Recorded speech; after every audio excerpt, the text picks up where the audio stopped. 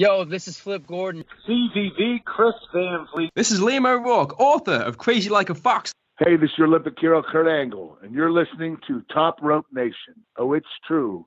It's damn true. Ladies and gentlemen, it is now time! Oh, no. Oh, yeah! I finished these fights. Give me a hell yeah! Top Rope Nation. Learn to love it. It's the best thing going today.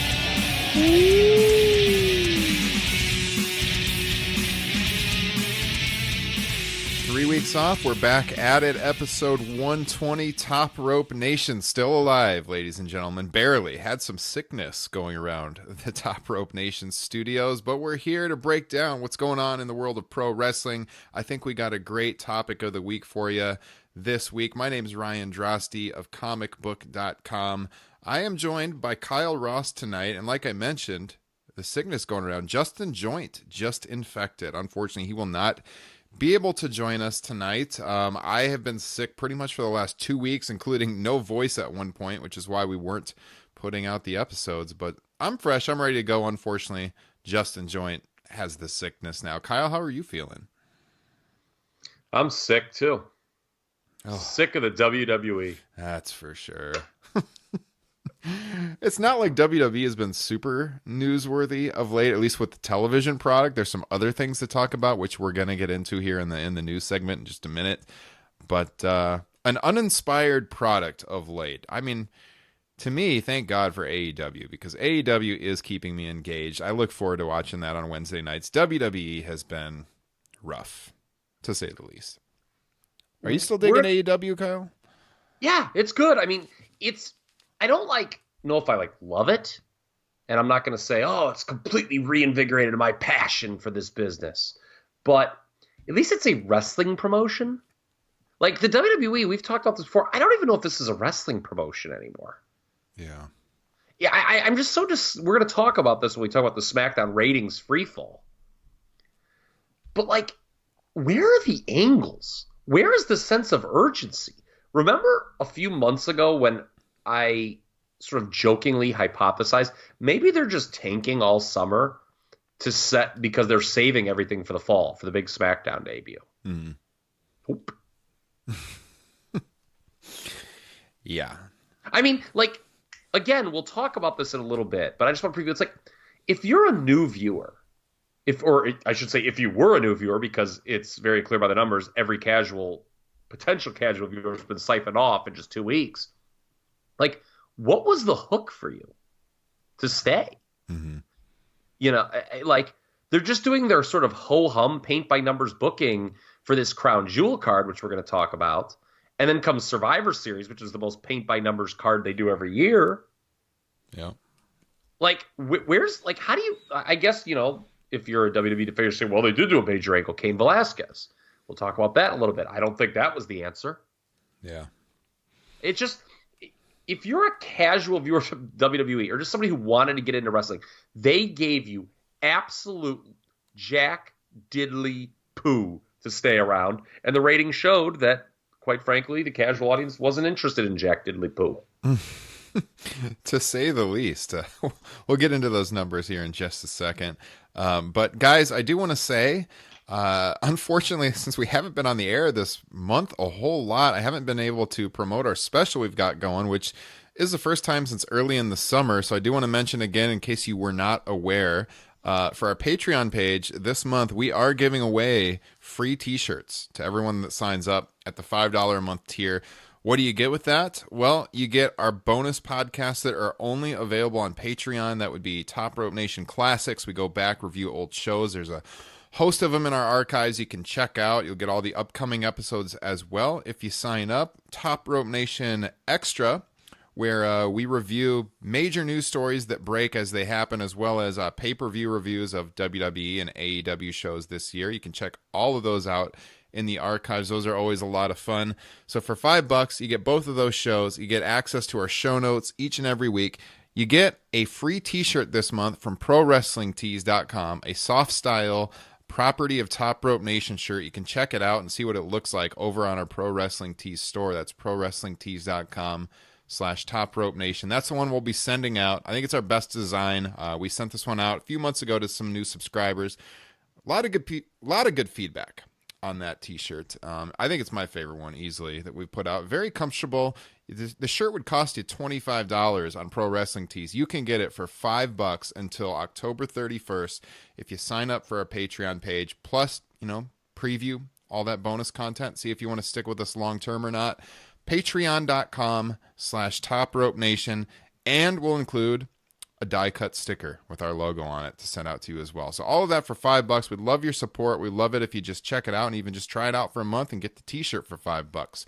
So again, patreon.com/Top Rope Nation. And if you have never heard this podcast before, hit that subscribe button. I think because of the guest we're going to have joining us here in a little bit, we'll probably be in front of some new ears this week. So if you like what we do, you want to catch all of our future episodes, would love to have you subscribe on Apple Podcasts, Stitcher, Spotify, TuneIn, wherever podcasts are found.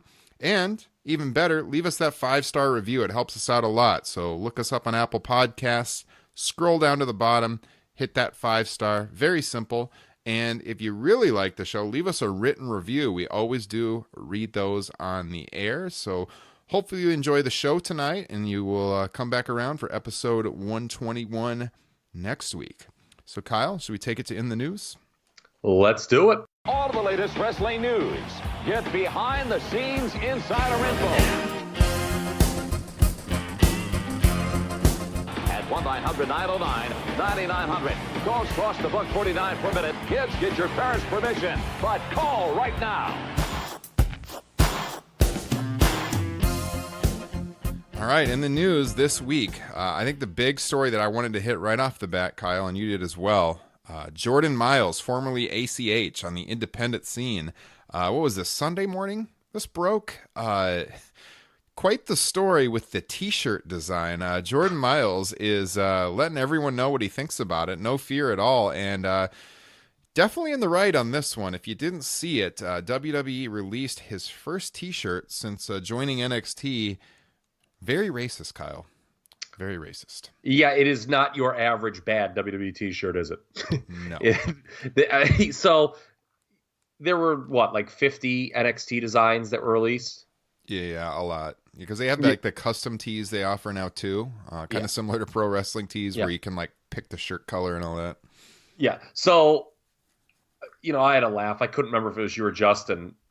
Somebody had previously texted me about this, but in our little text thread, when we started talking about this, I can't remember which one of you said, kind of made the line that, this isn't just your normal bad WWE t-shirt design. This is a whole new level here. Mm-hmm. So I've got a couple thoughts here, as you might think. Number one, I do not want to hear any, and I haven't heard a lot of this, thankfully, but any of this whining about PC culture, fucking PC culture. This is an objectively offensive t-shirt. No matter what the process was, it is objectively offensive. You could talk about what you think of Jordan Myles, what you think of WWE. It is an objectively offensive shirt that absolutely never should have seen the light of day. Yeah. I don't think that is a hot take whatsoever. It's terrible. Yeah, I don't really want to describe what it is because even just describing it would sound racist. It's lips. It's just big lips, big white teeth. It's something right. It's right out of a minstrel show or something. How they would cartoon that. Yeah, this shirt would have again going back to the fucking PC culture, Twitter can't say anything. I hate those people. Okay, I had a very ugly discussion with someone over the weekend like that. Quite frankly, that still pissed me off. Okay, and it's Tuesday right now. But again, that's a different podcast for a different day. This shirt would have been offensive, by 1983 standards. Yeah. It would never be right. But if you're sitting around in 1983, you should there should be red flags going up then. Yeah, absolutely. This is really bad. Yeah. Who could think who could look at this and be like, oh, this is okay. And on that note, this WWE response that they sent out was, I wrote here in my own personal, it's laughable. I don't think that's the right term. It was just head scratching. Well, because they said that, Jordan Myles had approved the design. Well, it depends greatly on how he approved the design. Now, usually in graphic design, from my interactions with graphic designers, like friend of the show, Tim, they'll send a design over on a transparent background. And especially, for t-shirt wise, you can put that on any color t-shirt. So if he did approve it, I mean, if it's on a transparent background, it wouldn't be as obvious as when you put it on a black t-shirt with that outline in red with the white letters. So it was, they didn't really take responsibility at all. Apparently Triple H was really pushing this design from what Jordan said on Twitter. He said his hands were pretty much tied about this. He said it was uncomfortable when he saw it the first time. So yeah, it's a really, really messy situation for sure. Okay, so two things. One, let's say he quote unquote approved this t-shirt, meaning that he just saw it in some form, said, okay, whatever. Or let's say he saw it and maybe was like, oh my God, and was offended by it. There's an argument that he's not, what position is he in to refuse this thing? Yeah. That's something that needs to be talked about. Mm-hmm. Now, I go back to point one, though, about how it's an objectively offensive shirt. I don't care if he approved it. The powers that be, I mean, anyone with half a brain looks at this finished product and somebody say, this fucking shirt cannot see the light of day. This is horrible. Oh, my God, what were we thinking? Yeah. And it's one of those things I wouldn't even take it back to him. Like, I'd be like, if he asked, where's my shirt? I'd be like, we looked at it. It's bad. Like, I wouldn't even mention, I would just have somebody design a shitty shirt that's not objective and show it to them. That's like how bad it was. And, with the response that WWE sent out where it's like, oh, he approved it, whatever. Shades of the Charlotte Page angle where Reed Flair's name was invoked. Remember that a few years ago? Mm-hmm. Where they absolved, that was totally approved by them. Something I've heard is not true, by the way.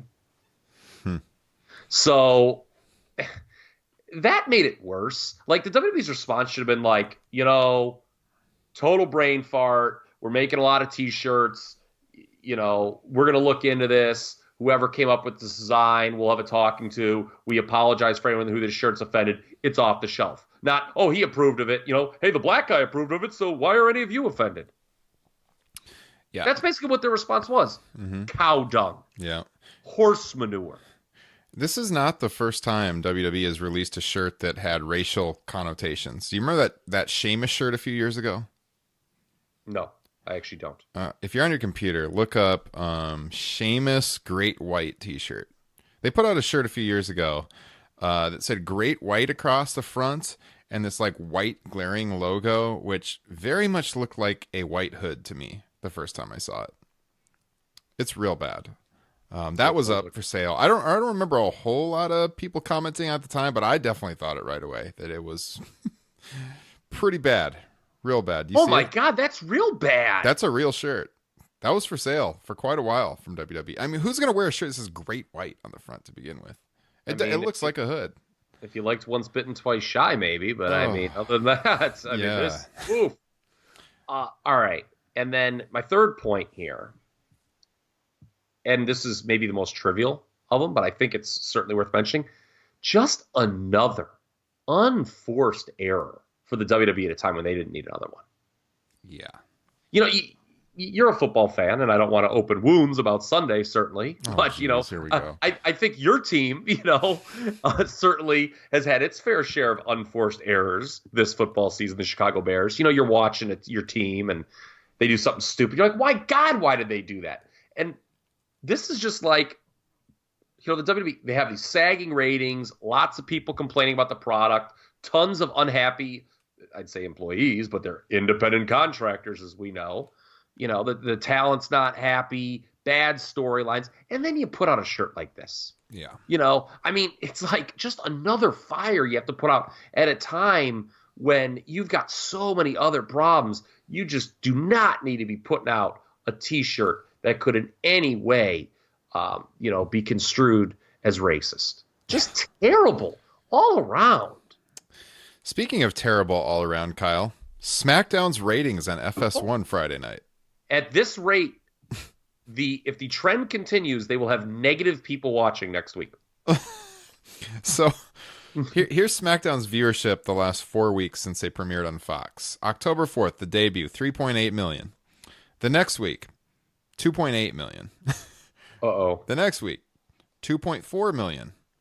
Uh-oh. Last week on FS1, which, yes, they did switch networks, but they heavily promoted they were switching networks. I mean, if you wanted to watch the show, it wasn't going to be hard to find. It was on every single sporting event, NFL and World Series. Yeah. The promotion. 888,000 viewers. Sub 1 million.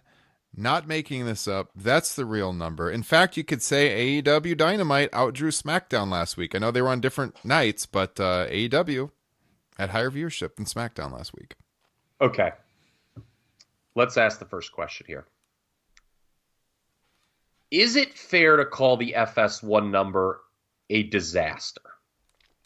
Or is it, because if you're someone who's going to look to spin this in a positive sense, the WWE person go, oh, it was a different channel, people couldn't find it, not everyone has FS1.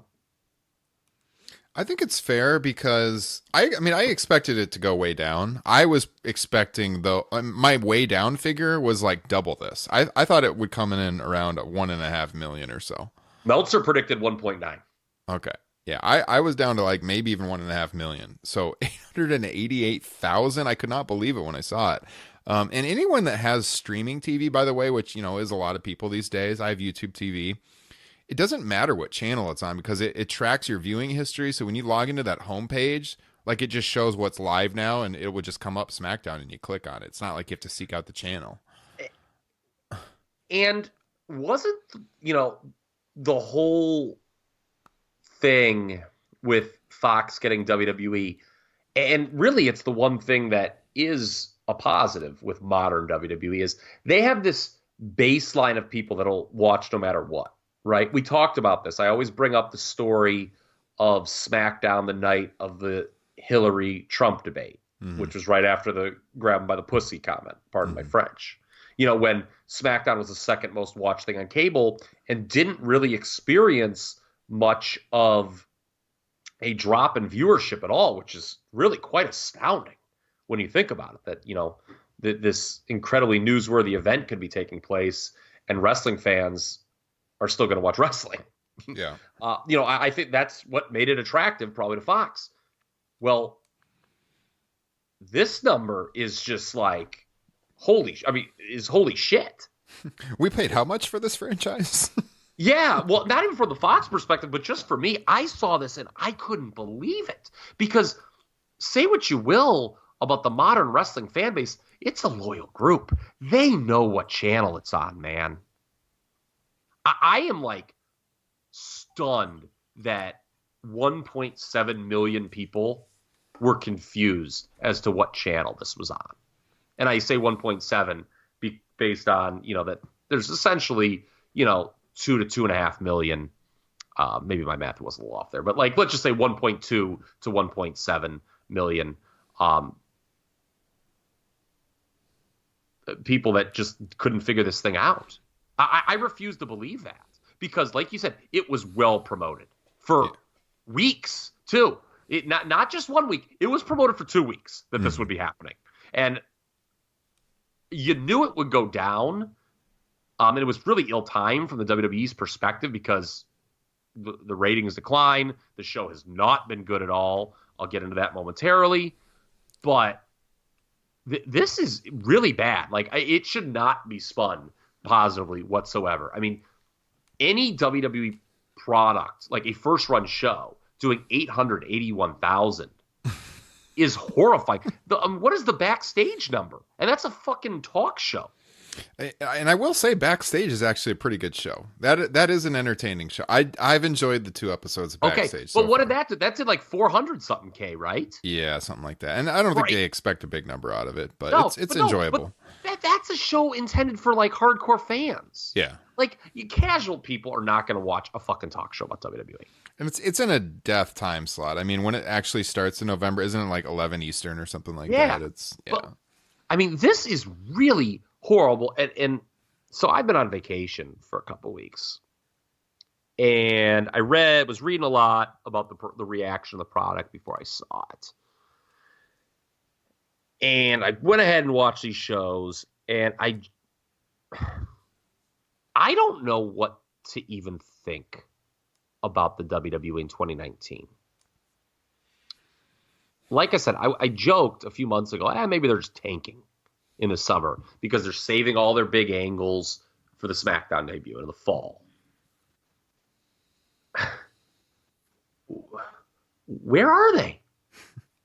This doesn't even resemble a pro wrestling show anymore. Like, there are pro wrestlers on it. They wrestle. They do things. But within several weeks, none of the things they did matter. There's nothing to look forward to whatsoever. What are the big matches on the horizon for this promotion?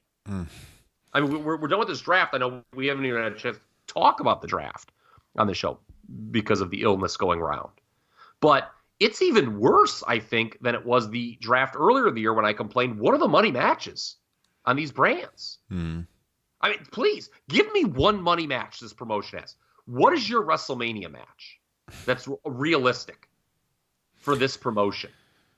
And, I know a lot of people have problems with that Rovert guy on Twitter. Okay, and maybe he can be an ass sometimes, whatever. I think he can give you a good take every once in a while. And something he said after 2 SmackDowns ago, I thought was very, very insightful. And I want to give people credit. That's why I reference them on Twitter, because I don't want to seem like I'm stealing takes off social media. He said, after watching the first 3 episodes of SmackDown, had really gained an appreciation for the old Saturday night's main events. And it's so true, because what he's saying is those shows, say what you will, if it was your brand of wrestling or not, those shows did an outstanding job at making it easy for a casual viewer to consume what was going on at that time in the WWF. It was so simple. These shows that they've done on SmackDown, like if you're a casual viewer who's just dropped in, you have no idea what's going on. And you're being given nothing to stay around. Like, what's the big, like, they're going to say the big angle's Cain Velasquez. Okay, and we're going to talk about Crown Jewel here in a little bit too. I've been thinking about this. Cain, unless if you're a big MMA fan, this means nothing. And arguably, if you're an MMA fan, it doesn't matter because they thumb their noses at wrestling. Yeah. Right? Like, Brock Lesnar worked better as a pro wrestler going to UFC than, in terms of attracting new viewers, than any former UFC person has done going to WWE. And UFC has really cooled off, too, in recent years. It's just that UFC, like, kind of has this, like, oh, well, we're real, we're better than you mentality. We watch them fight for real, right? That's the UFC fan thing. They're not going to be interested in this. And Cain Velasquez, his name doesn't mean a lot to the general public. No, he's not. He's not Conor McGregor, guys. I mean, he's not. And he's not that charismatic. He's not Ronda Rousey either. No, he's not. Yeah. So, I kind of just answered my own question here. I meant to ask this: what is the point of doing a celebrity angle? I mean, to bring in casuals, and I don't think this does that. Exactly. Yeah. Like, I just don't think the name, if that was their big fall angle, I mean, you remember when what was the pay-per-view that the Hell in a Cell, and I just was going off about tried to block that one out of your memory. Yeah, the corporate mentality of the booking, where if I were to just read the thought process behind the booking, it sounds good. But when you watch it, you're like, this isn't good. Yeah. It's that stuff good in theory, not in practice. It's like, okay, we've got Brock Lesnar, the former UFC champ, big pay-per-view draw for him, great athlete, whatever. And we're going to bring in his former rival from UFC who beat him. That sounds good on paper, right? Yeah. But like you watch it and you're like, this isn't good, actually. You know, it just goes to the whole creative process. You just can't create these things in a boardroom, folks. You just can't. Yeah. And, you know, you just like, even like this isn't SmackDown, this is Raw. Like, you know, Crown Jewel is the show coming up on Thursday. What did Raw end with? An angle that's not going to be on Crown Jewel. Like this company, like, has such macro level problems that I don't even care about the micro level issues people bitch about anymore. Mm-hmm. The creative process is so fundamentally broken within WWE that I don't even care that your favorite's not being pushed. The people they do push aren't even pushed well. Yeah. Like I always say it on the show, Ryan, you know, Justin, when we first started the show together many years ago, was like stunned that I really didn't have favorites. I mean, I do have favorites, but like I'm not like passionate about certain guys. I'm not, compared to most modern wrestling fans, I don't, you know, stomp my feet when a guy I really like isn't being pushed to the degree I think he should be. Mm-hmm. That's something with me. But like I just want to see someone pushed well. And the thing is, no one's pushed well. I almost welcome the halcyon days of Roman Reigns being pushed to the top of the card when we're all debating, is this really the guy? We don't even have that anymore. Yeah. Like, look at his 2019. He comes back. You know, there's a lot of talk about that, a lot of goodwill. And he loses to Shane McMahon, which sets up a tag match where the Undertaker pins Shane McMahon. And then they give him this angle with Eric Rowan, which is just sort of blown off. And it's as if it didn't even matter.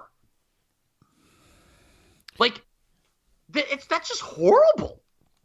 You know, the complaint used to be that even during like the boom periods that wrestling was too predictable. Like I would hear this, oh, obviously they're going to Rock and Austin. And I think you go way back, you know, like that Savage Hogan thing. Obviously they were going to that. But you know what? Sometimes the obvious isn't so bad because you have direction and you know, smart fans can pick up on it. We know what the direction is. This is where they're going, but they're going to do good TV to get there. When you're directionless, you have no good TV, and that's what we're seeing right now. That it was such a great commentary by Ryan Drosty, you know, leader of, you know, the future of, you know, Iowa, and, you know, quite frankly, wrestling fans coast to coast. Oh, I thank you. Yes, because you're right. That's what it boils down to. Do they know where they want to be in December? Do they not? Do they know what the Royal Rumble card is?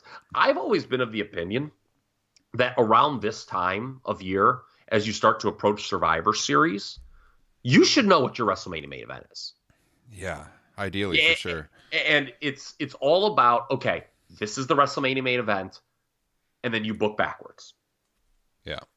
But you just see this, you know, again, we're going to talk about Crown Jewel in a little bit, like, what happens after Crown Jewel? You know, I see some of these things, and it just seems, you know, with one exception being the Brock Velasquez match, there's just like this finality to these situations that will mean nothing in the greater landscape. And Survivor Series, okay, is just another excuse for them not to do brand specific feuds. Because what do they do for Survivor Series every year? It's just the Raw versus SmackDown bullshit that doesn't draw. Yeah. So I just... what is the great angle that would get casual people to watch? They just don't. If you're a casual person and you watched that first episode, I said this at the time, you're like, well, what about that fucking Kofi Kingston guy? Yeah, they made him seem like a big deal, and then, you know, we know what happened there. He doesn't even want his title back. Yeah. Completely screwed the pooch on that one. You know what's funny is, like, people within wrestling just, I think, you know, you hit this on the head with, you know, sometimes simple is best, and it really is. Like, I think they, like, get, like, offended at the notion of this being people within the business of how simple a form of entertainment wrestling is. Yeah. But like they shouldn't at all. Because like people with a cursory knowledge of pro wrestling, maybe people don't even like pro wrestling, but people just who understand what good pro wrestling is, okay?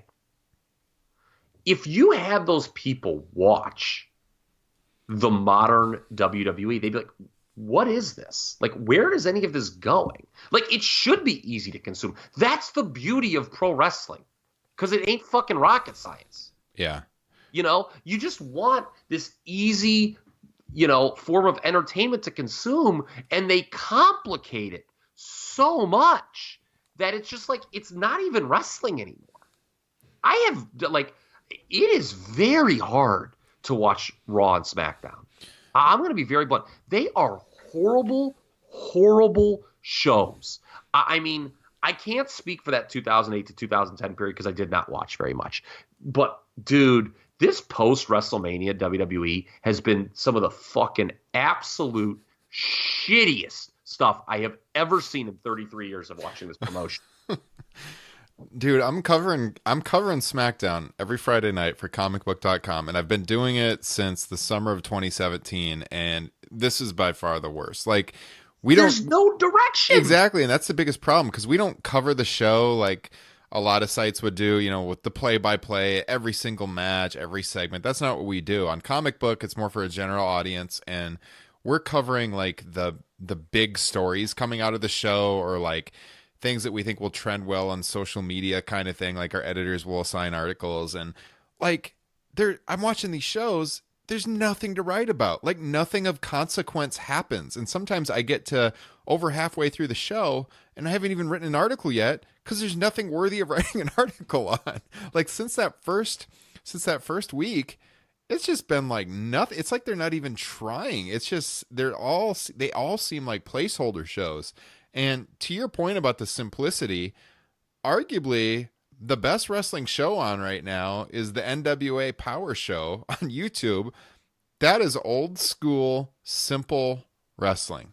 And arguably, I don't know how much of you watch, Kyle, because we haven't really talked in the last couple of weeks about it, but like that and Dynamite and NXT has been pretty good too. I mean, those are the best shows right now, and it's very old school mentality, I feel like. Well, with Dynamite and with NWA, it's wrestling at least. Like it's so like the WWE is so bad that it's just like all I want now is just something to resemble wrestling. Like to follow the tenets of professional wrestling. Like I'm just going through what happened on SmackDown last week, okay? Robert Roode and Dolph Ziggler beat the New Day. Okay, whatever. Lacey Evans, who has already failed in a world title program, is now being built up nicely, but it's bass-ackwards booking, as we talked about before. Yep. They did the excellent job of building her up after having her being a failed title contender, which, again, goes against all tenets of pro wrestling. Yeah. In any other era, you would have this Lacey Evans the last 6 weeks come before what we saw with the Becky feud. Yeah. That's just common sense. Kalisto and Drew Gulak, God bless them, I love them both. But in a promotion where there's a lot of people, I'm not sure that's the match you'd be putting on. Yeah. People are going to talk about Bryan and Nakamura maybe as a program. Okay. Like, what's the best you can hope? Nakamura tries and they have a good match? I've never seen a promotion with more talented people that I don't give a damn about. Yeah. And we're going to talk about this Finn Balor heel turn too in a moment, and I'm going to be the poop in the soup guy on it. Because the WWE, I just know that nothing matters down the line. So why would I get excited about something? Yeah. I don't care about, I was onto this first. If something does actually get big and clicks, I don't care about that. Like, that's where I'm at with this WWE. Yeah. I would just prove to me that something is good and can stick and have meaning. Other than Becky Lynch and her rise, nothing has mattered in the last 2 years. Yeah. So the Balor heel turn, we were talking about it that night quite a bit in our text thread. Justin, obviously being our resident Finn Balor, Mark was really pumped about it. I loved it as well. We've been grading these shows, AEW versus NXT over on Comic Book, and this past week with the Balor heel turn, I actually gave the week to NXT because I felt like the Balor heel turn, that main event they had, the three-way, I thought the lasting legacy of those two shows, while they were both good, I thought the heel turn by Balor was like going to be the most memorable thing historically that people would take away from Wednesday night, so I had to give it to NXT. But the shows are pretty comparable. It was a good show. I think we've been talking about a Balor heel turn for a while on this broadcast, so it's not like it was unexpected, but it was a cool moment. What did you think about it, Kyle? What did I think about it? So, if you're someone like yourself who is employed to rate these shows on a weekly basis, and you're looking for kind of, what was the most noteworthy thing? And that plays in your rating. I understand the thought process in saying, well, this because of the Finn Balor heel turn, NXT was more memorable in the moment. But here's what I'm concerned about. And this is a trickle-down effect from Raw and SmackDown. Yeah, trickle-down. And we all know trickle-down economics is a lie. One of the biggest frauds perpetrated in this country over the last 40 years. No semblance of it working. Maybe I'm getting into a different podcast, but just wanted to make that very clear. It is a complete fraud. It has never worked, and it is, quite frankly, horse manure. I know exactly how to get Kyle Ross off track. Yes. Sorry. Okay. But anyway, I guess call me Negative Nancy. I have no faith that this is going to mean anything long term. And I get, like, if you're a Finn Balor fan and you felt that his character had stagnated in a babyface role, you're excited about this. And you have every right to be if you're a Finn Balor fan. As I duck, Justin's not here, so maybe I don't have to duck. I don't know what my precise view is on Finn Balor being a difference maker in this promotion on any brand. It's probably not as high as you and certainly not as high as Justin. I just think that it's like, okay, where does this lead? Is Finn Balor going to dominate the NXT brand? It's kind of hard because you have another heel champion. He's going to feud with Johnny Gargano in the interim, and they'll probably have a good match. But, like, what I'm very fearful of is Wednesday, and I have not seen the complete backstage interview that he did. I know he made references to the Prince is back, and again, if you like Finn Balor, you're going to get all gaga over that. But what I don't want on Wednesday is for him to say, I don't owe you fans an explanation. Because that's just shitty storytelling. Like, I get that, like, the reason people were excited about this and got people talking is people didn't expect it. And shock value is cool, okay? But if it's just done for the sake of shock value, we see this all the time at WWE, it has no long-lasting effect. So I was talking with our friend Derek over in the DMs about this turn. He's like, hey, man, you want to hear my take on NXT? I'm like, sure, give it to me. He's like, that's how you end a show. And I'm like, yeah, okay. It was a surprising end to a show, but, my opinion on this thing is a total hold. Yeah, I didn't expect it in the moment. And to be fair, I actually did not watch the show live, so I knew it was going to, I did not, expect about it. But what, I had known it before I watched the show in full, that he turned. I'd seen it on Twitter, not watching the show live per se. But it remains to be seen. Yeah, it was a cool moment, but where does it lead? And that's the big question. And WWE has not been good at all in recent years at following these shock moments. That's fair. I think NXT's been better than the main roster. Yeah, but man, their creative's been kind of bad for a year or two.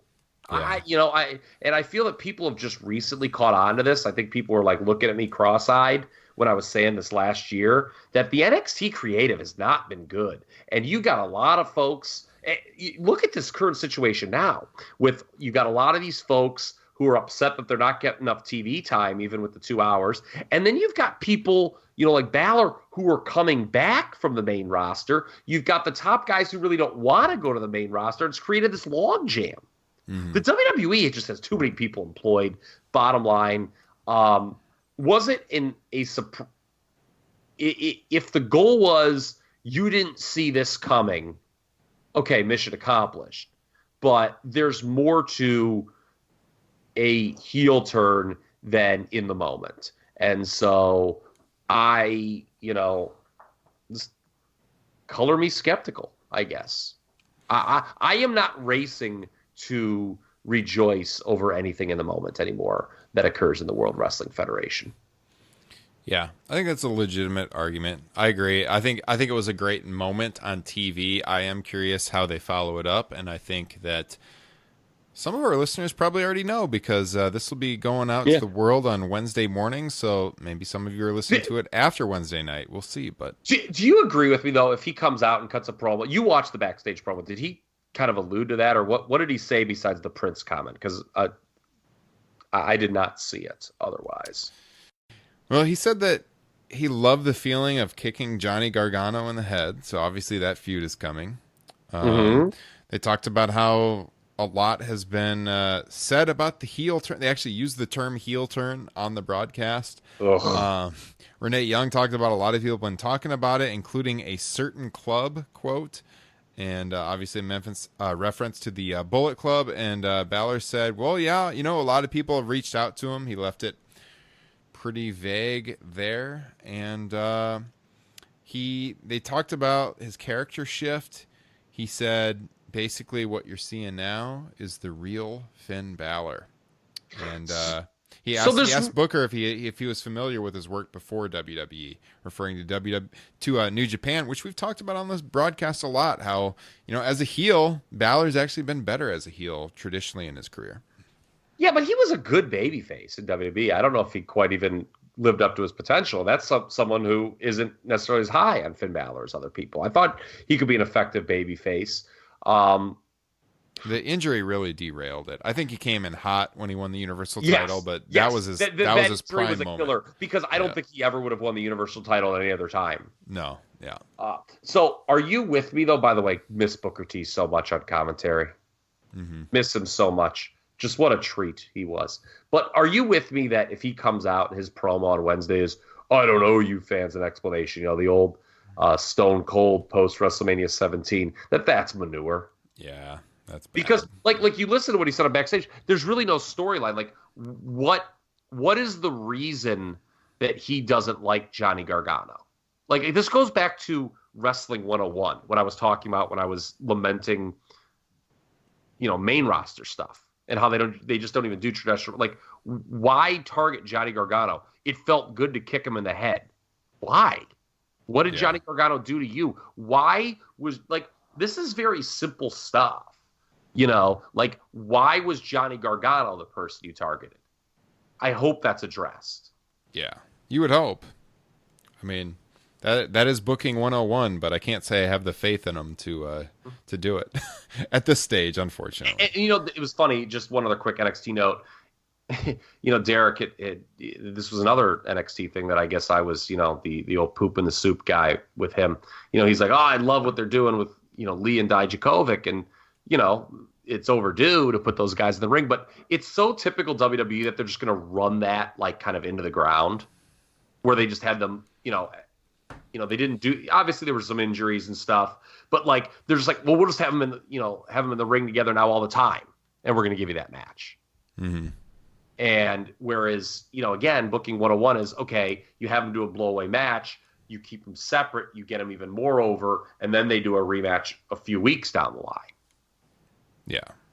By the way, Lee Dijakovic, I don't care what the rules are with this brand split. That's a match that I would have considered putting on the first SmackDown. Don't care that, they're NXT guys. Don't care. Don't care. You're trying to attract casual viewers with something new, people who are lapsed fans. And to me, big guys doing those kind of moves is something that would work. Mm-hmm. What's the worst that can happen? People are like, I don't know who these guys are. I don't really care about this. Okay, fine. Then they just go back to NXT. They're just going to placeholder matches anyways the next couple weeks, so why not? Yeah. Let's just just very briefly, because we haven't actually fully previewed these Saudi Arabia shows on the program in the past. Nor should we. Because we have some issues with them. But we talked about this off air, Kyle. We're just kind of paint it with a broad stroke. I mean, what is your opinion of this show that's going down on Thursday? Crown Jewel. So it's interesting to me that these cards, when you just look at them, they're more intriguing than your average WWE pay-per-view, believe it or not, to me. In the sense that there's more outside the box ideas. It's just not paint by numbers formulaic stuff, because you know that they've got the money to throw around and they try new things. That said, it is very hard to overcome the stench of who they're in bed with. If I would encourage everybody, if you haven't already done so, to watch the Frontline about MBS and his history rather than watch this show. Frontline is a PBS production. I haven't got a Kyle Ross Frontline recommendation in a while. Well, there you go. You can watch it. It was absolutely tremendous. I watched it a couple weeks ago, and I made a note that I was going to recommend it to all our listeners when the show was coming up. But as far as this show in particular, you've got a Seth Rollins Bray Wyatt match where they're booked into a corner because Bray Wyatt can't really win because of the brand split. Mm-hmm. Unless if they're just gonna if they have him win, he just goes over to Raw, which kind of defeats the purpose of him being drafted to SmackDown. Right. And that's the wrong result that they booked themselves in the corner, so that's no good. I alluded to it earlier with Velasquez, and while that might sound good on paper, I don't think it's gonna. And again, you're putting this show on in the Thursday afternoon, so it kind of defeats the purpose of doing a celebrity angle which again, in theory, is designed to attract casual viewers. Yeah. Same thing with Tyson Fury. I mean, here's something that could actually, in the sports world, people are like, oh, that's, wow, they're doing this UFC rivalry in WWE. Oh, wow, the World Heavyweight Boxing Champions doing WWE. And it's on a Thursday afternoon. Yeah. So, and this Hogan Flair deal that they've been promoting on TV, okay, again, outside the box idea, it's a way to get Hulk and Rick on TV. They get a reaction, but when it's done, what is it going to mean?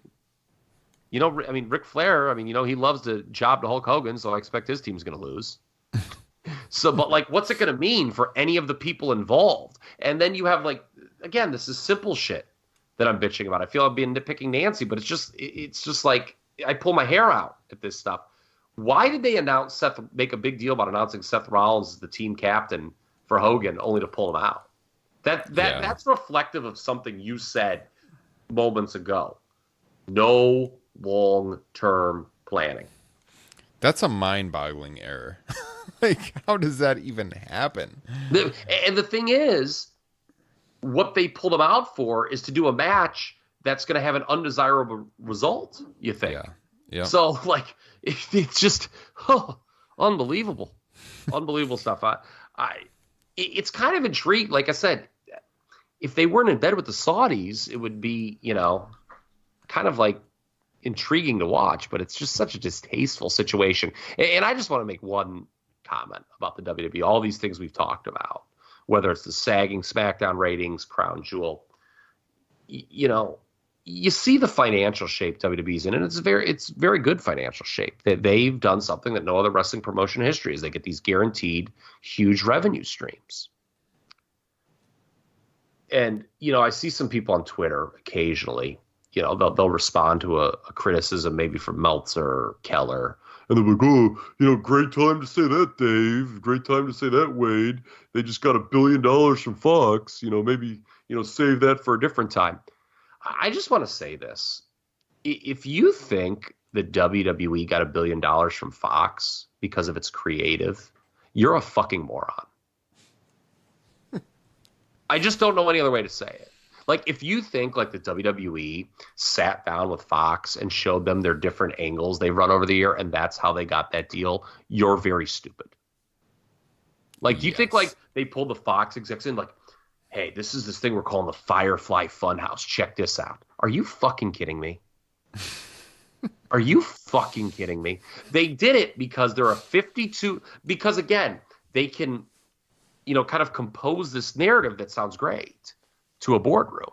52 weeks a year, guaranteed 2.5 million baseline, live audiences every week, loyal fan base, DVR proof. They say all these things and it all sounds great, but then you watch and you're like, this isn't any good. So yeah, they've got guaranteed revenue streams. They're doing well financially. And, people are like, I just want to enjoy this. And I'm saying to myself, man, if you're enjoying this product, God bless you. Let me have some of what you're smoking. Well said. Well said. Well, guys, we're going to lighten the mood a little bit for you here. We're going to get nostalgic on you now. Our topic of the week is pro wrestling video games with WWE 2K20 releasing last week. We thought this was the perfect time to go back in time and talk wrestling video games. Another shitty thing that WWE's produced. Although that video game has been has not been getting the greatest reviews, we do have an awesome guest lined up for you tonight, and we are going to talk about the history of wrestling video games and some of our greatest memories of playing wrestling video games, kind of our top 5 of the genre. So let's get to our topic of the week. It's WCW NWO Revenge, only on Nintendo 64. Nintendo Power says WCW NWO action is bigger than ever. Fans will eat this one up.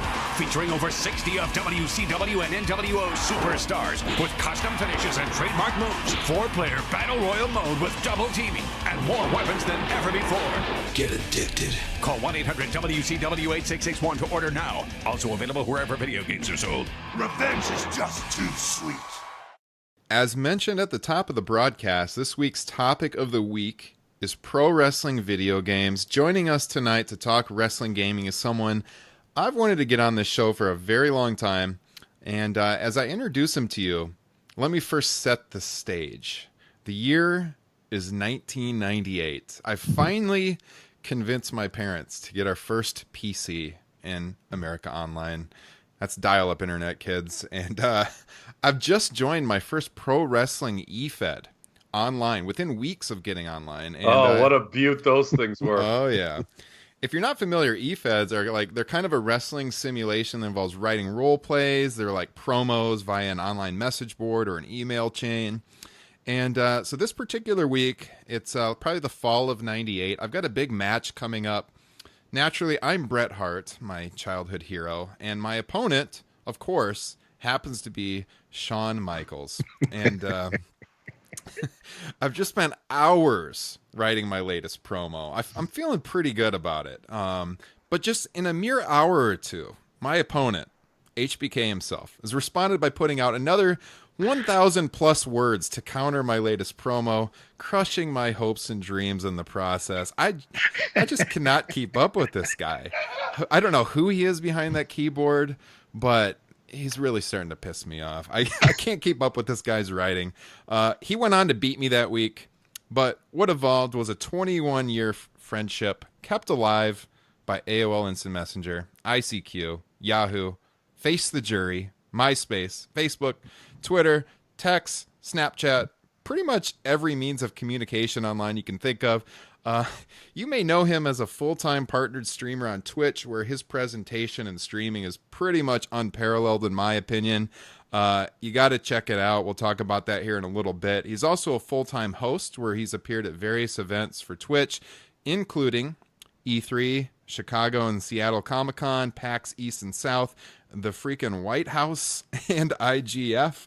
Most recently, you can also find him as a host on GameStop TV, streaming online and in GameStop stores across the country. Please welcome to Top Rope Nation for the very first time, none other than my man, Okaydrian, a.k.a. Adrian F.E., a.k.a. the Shawn Michaels to my Bret Hart. Adrian, what's going on? I had to mute myself a couple of times, just laughing at of how much you hang on to that, because I still do too. I remember the losses and the wins, and they never go away. Those e-feds were so much fun, and honestly, you know, being a writer over at comicbook.com, I credit my expansion as a writer, getting better as a writer, to those e-feds, because I mean, I was 14, 15 years old, 16 years old at the time, and I was just writing constantly, and I honestly think that's what made me a good writer. Kyle, did you do the e-fed thing? I did. I was laughing the entire time you're doing that because it took me back. I used Hulk Hogan. No way. Yes. Of course.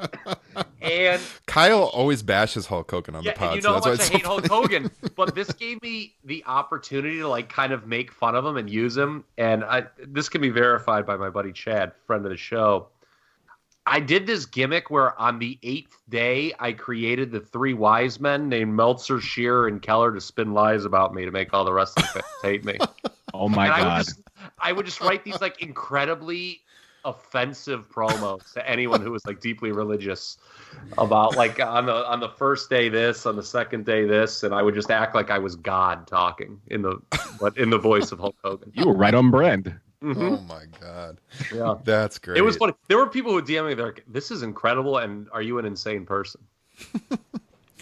Well, yeah, me and Adrian, we were in a couple e-feds together, and we did a lot of that. CWF. Zyber was one of them. Yeah. Zyber was like the champion. big one. That one was cool because, and we're carbon dating ourselves, I think, because this is when you had people becoming really, really good at anything involving like macromedia and like Shockwave Flash. So if you went to a website and it wasn't just green text and an animated GIF or a GIF if you must, then you had Flash presentations with actual videos and highlighting match results and pay-per-view intros. And that was like, it felt like a true Sunday where the countdown happened and you saw the intro and you get hyped up and it was like being at an event. Oh my God. I remember refreshing that page, waiting for the intro.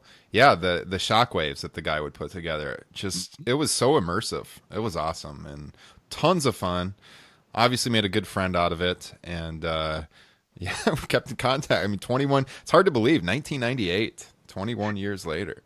Yeah, I mean, it's funny because I have a lot of friends now who do things, you know, like D&D, which has been around for a long time, and a lot of different role-playing things. And they ask me, have you ever role-played? And I'd stop and say, well, not really.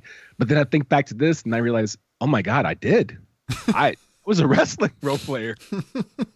Like, got to go RP. Things, man, like backstage, people, no one's around. It's late hours, empty an arena, sitting in one chair.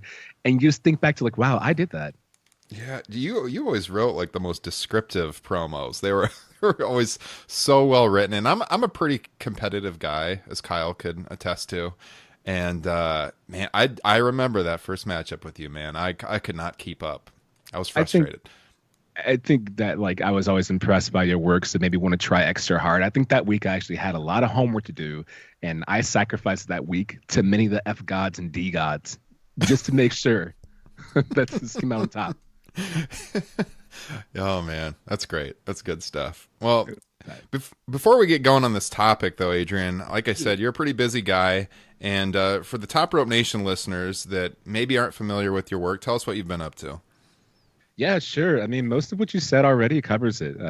I've been on Twitch for 6 years now, partnered for 5.5 years, and I mean, growing up, I always wanted to find some way to entertain people while making them smile. Like growing up for me, that's what wrestling was. Wrestling was an escape to watch incredibly like gifted athletes do these amazing things with sometimes good and or bad storylines, gaming intertwined with that.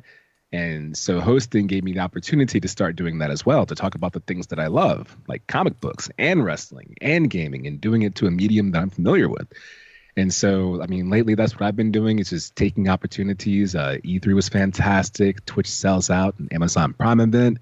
Just going to these events and talking about the things that I love to talk about, scripted or unscripted. That's the best time, and getting to go to these conventions and people who see you and recognize you and talk about, the good things you've done in their life. It feels good.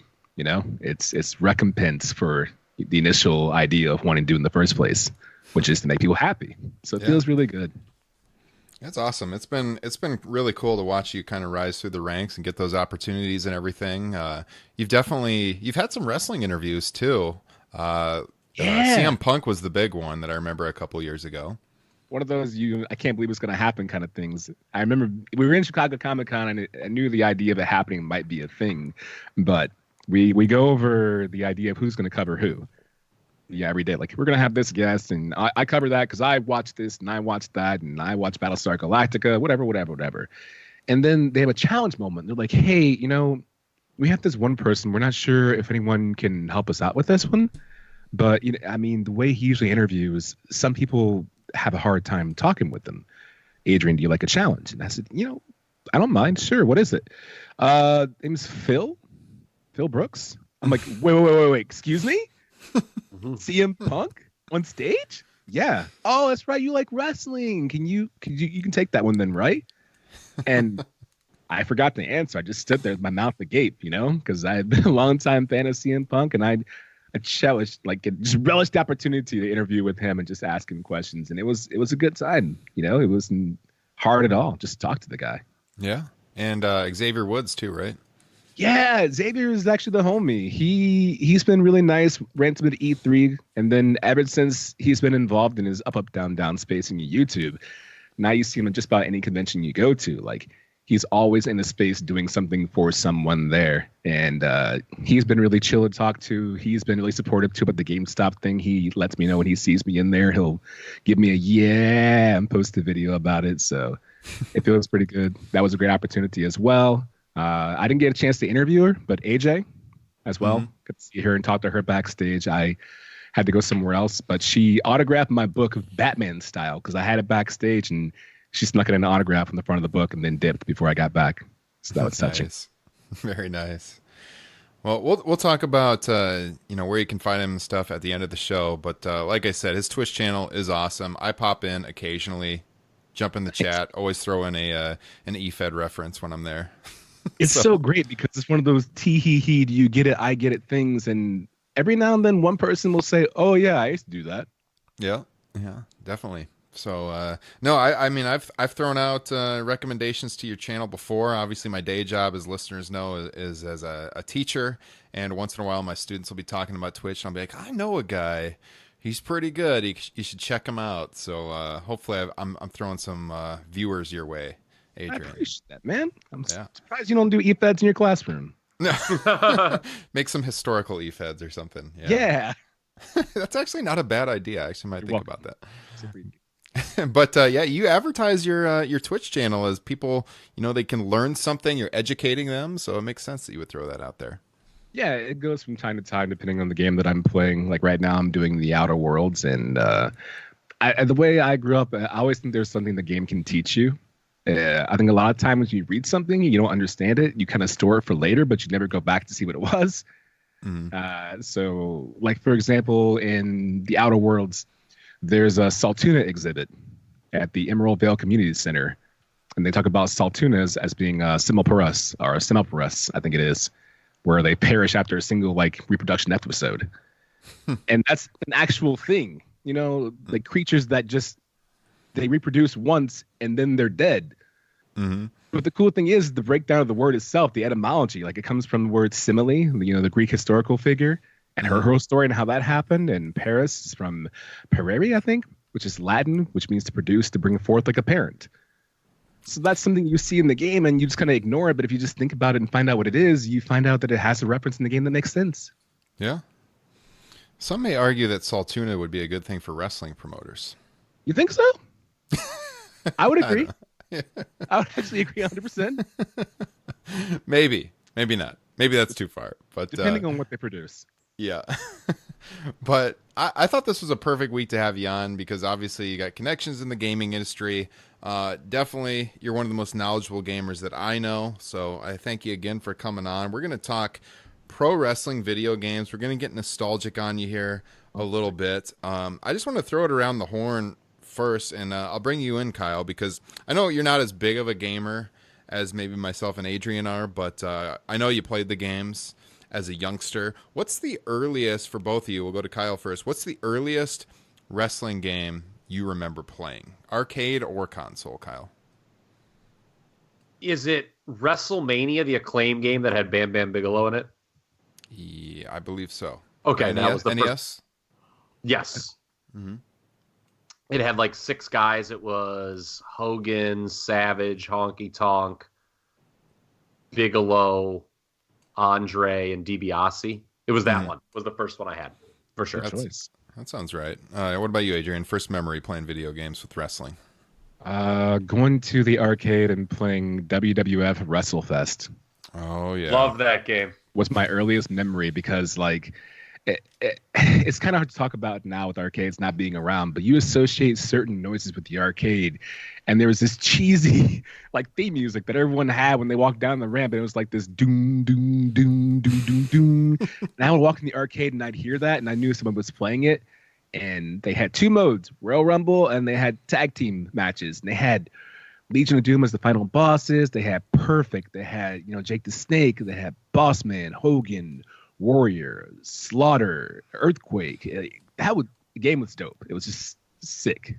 Mm-hmm.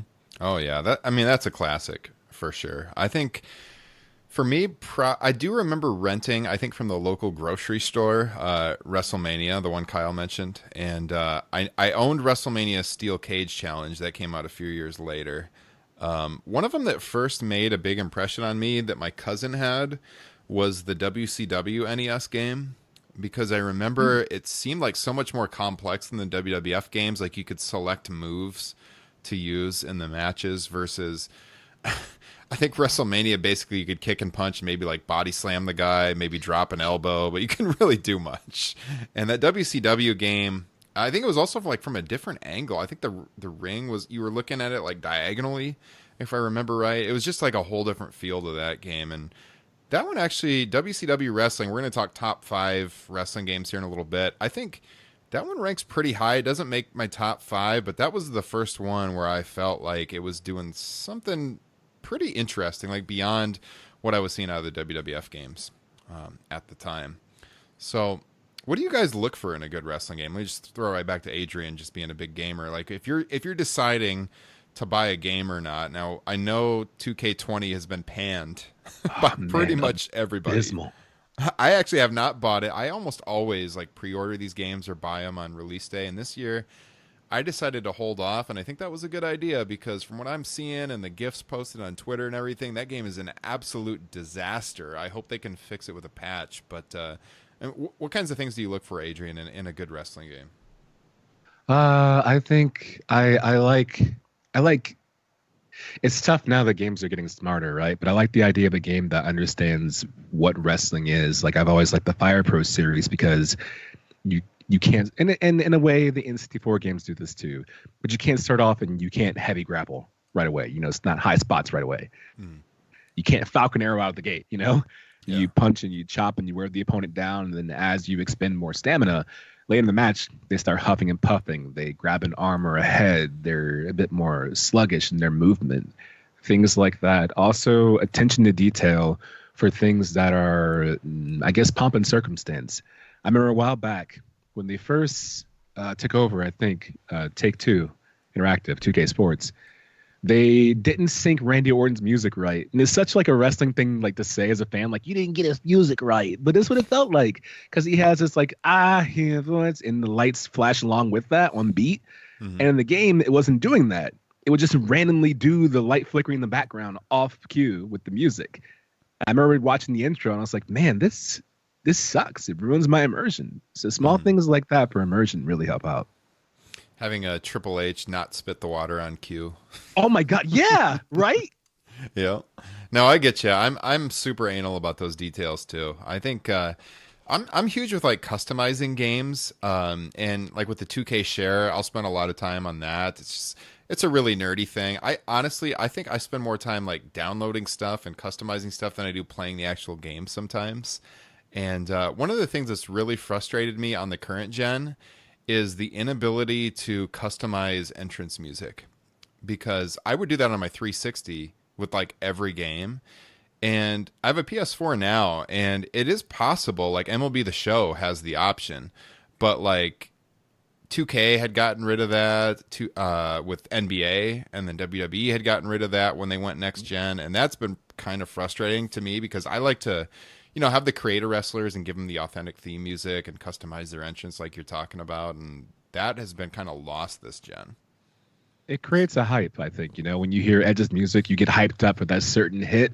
But when you have like your creative character, you have created Joey Ryan, and he has to come out to Edge's music instead, it really doesn't work well. Yeah, no, exactly. So yeah, I'm big on that. It's just sports games in general. Like I would spend hours on MLB The Show, like setting everyone's walk-up music and stuff like that, like downloading that off of Operation Sports. But no, I love customizing, so the ability to do that is something I look for. I think presentation in general, immersion, like you're talking about, that's all really critical to me. And then, of course, gameplay. And I think when we get into our top 5, gameplay is going to be a big discussion. I'm going to mention Fire Pro too, and I know, Adrian, you like Fire Pro a lot. And love it. Some of the late 90s, early 2000s games, everyone will point to the gameplay on those. But Kyle, what about you? Going to the arcade as a young man there in Cleveland, what are you looking for? So it's funny. I also would play wrestling. I remember very vividly after my uncle would take me to Browns games, we'd stop at this place called the Powerhouse, and they had that game there. And I just loved, because that was like the first one that had the Royal Rumble in it. Did it not? It did. Yeah. So, yeah, I remember that. And, not to make myself sound like I'm 58 years old or anything, do you know what I look for in a video game? That's just easy. I don't even care about any of the bells and whistles, man.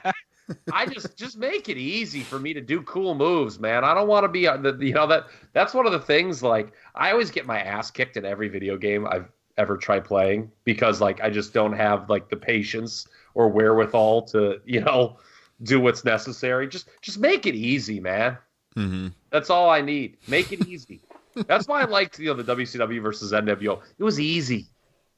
That's a great game. Are really tough about that. There's like 5,000 controls to do anything and everything in the newer ones. Yeah.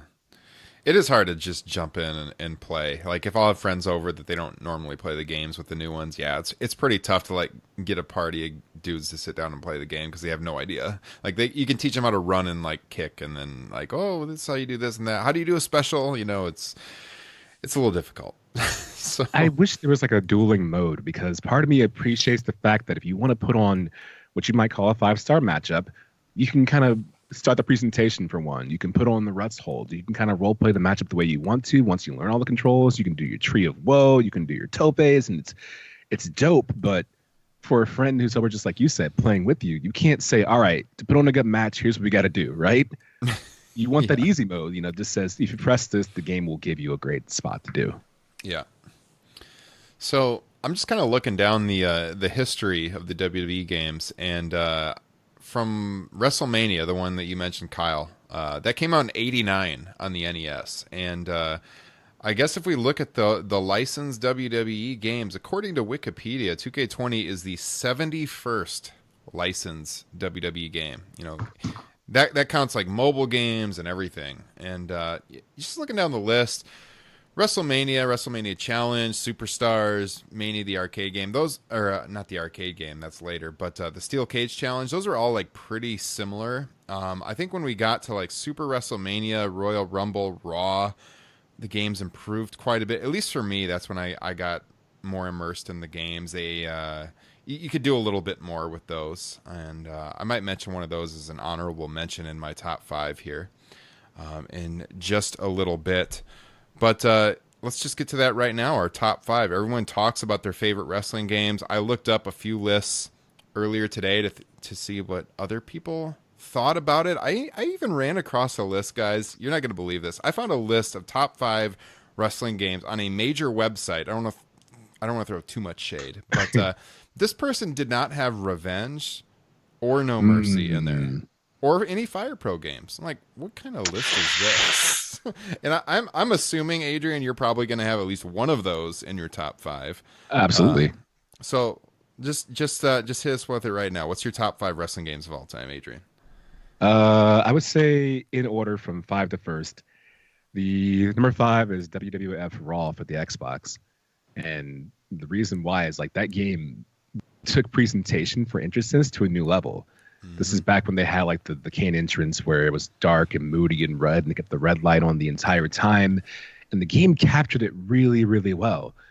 And the models look really good too, like the shine they had on them and everything else proportionate.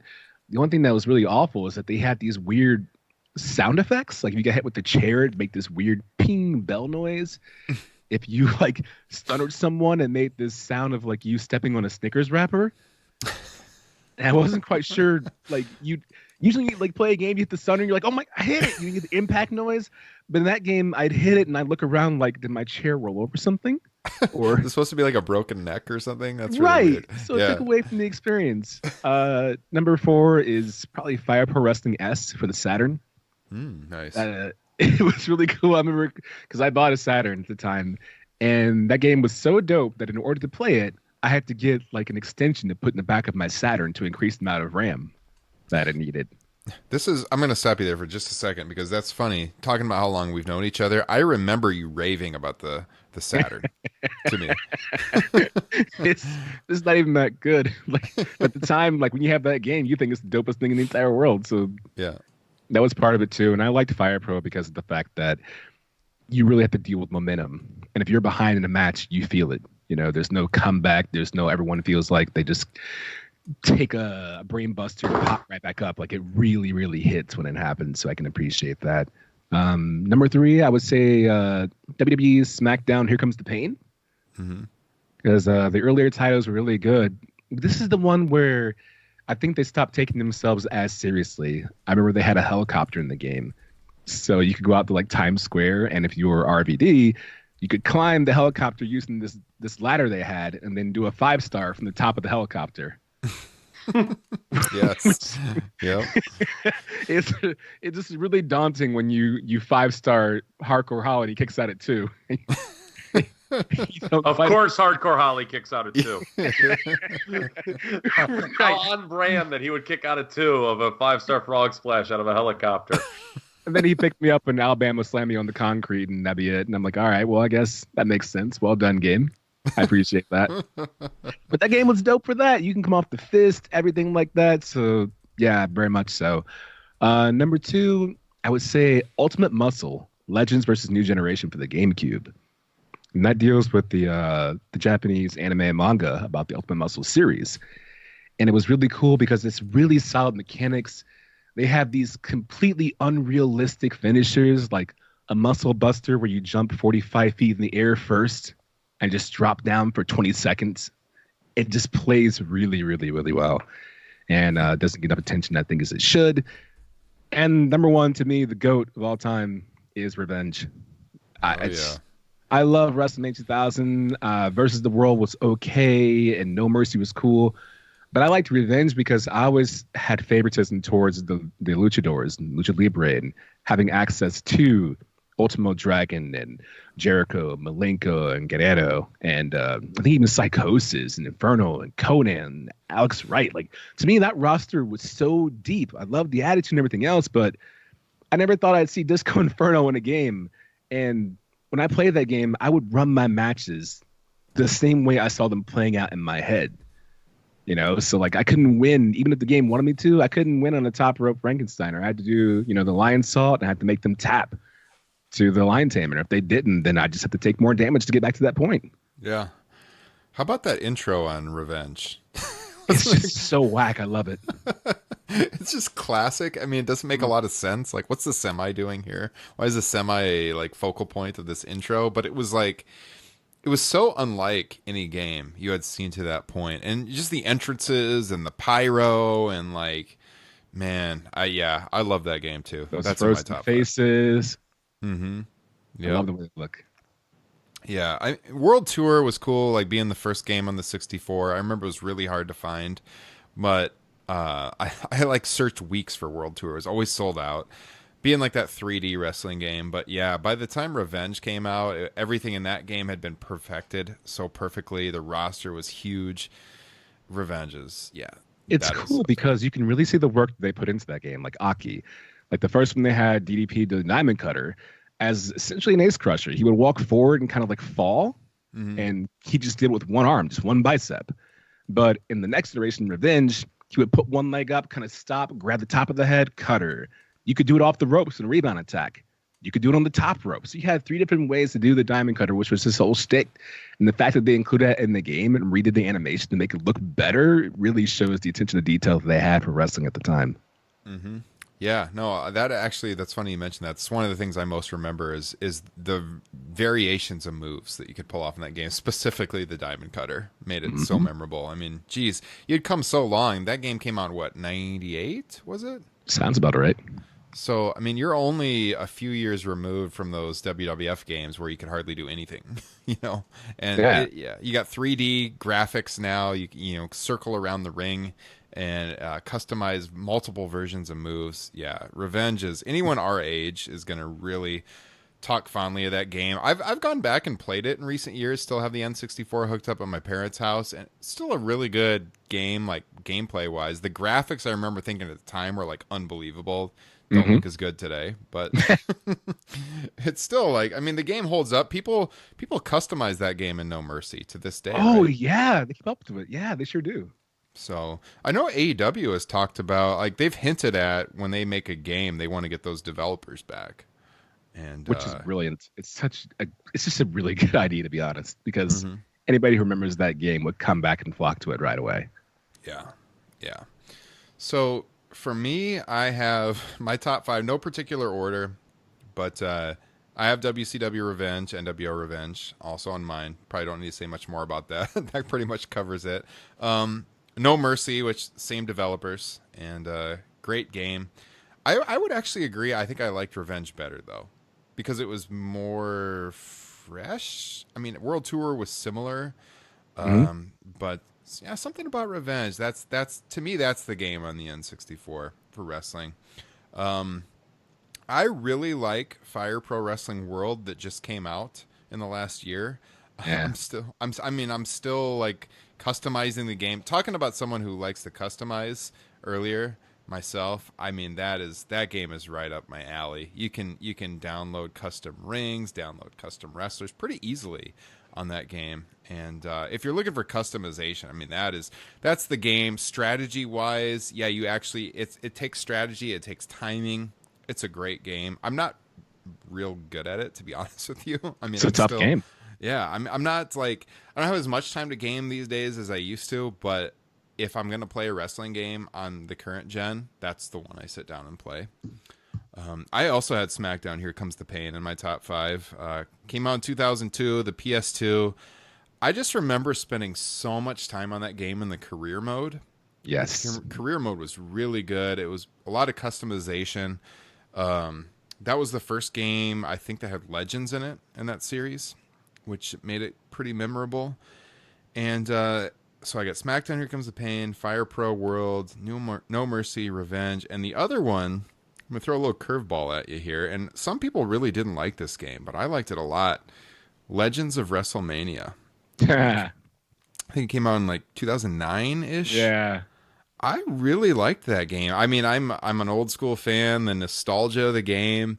I thought it was cool how you could port over like the current guys into the game. It was kind of cartoony looking, but I had always thought of, wouldn't it be cool if there was a game that was just all old school? And they actually did it, and I enjoyed it. I played that game an awful lot, and I really liked it. I had an honorable mentions.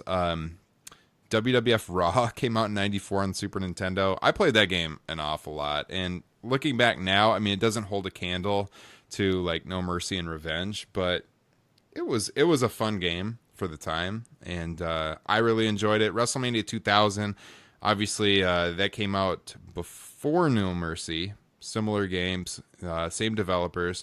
WWE 13 I liked a lot because of the Attitude Era mode.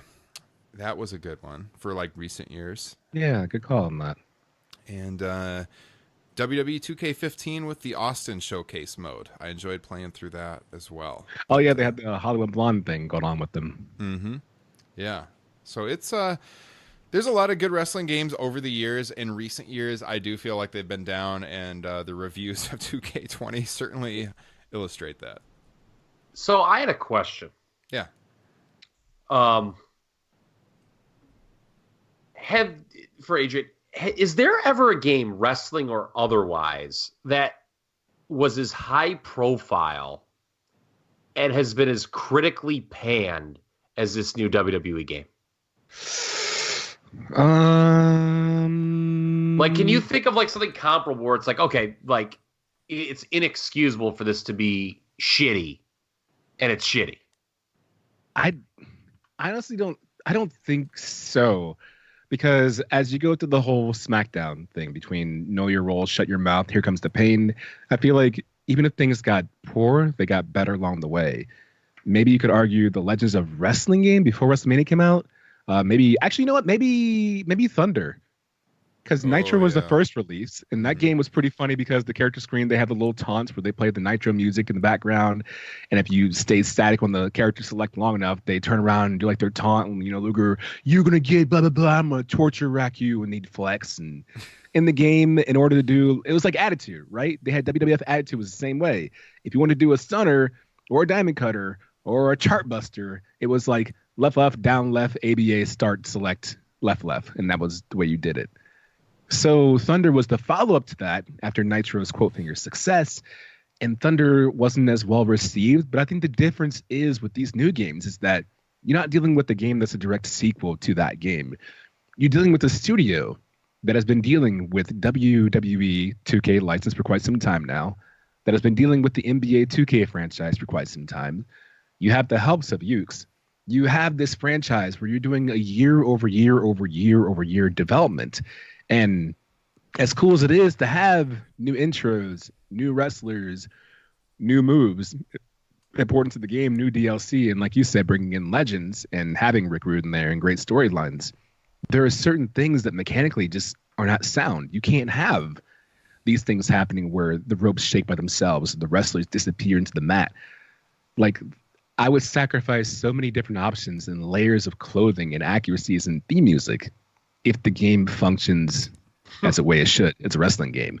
I think that's part of the problem is you have all this money, you have all these years of practice, and I feel like they're rushing themselves into a deadline instead of just saying, you know what, we can't release the game we normally do, which is October, so we'll see you guys in April.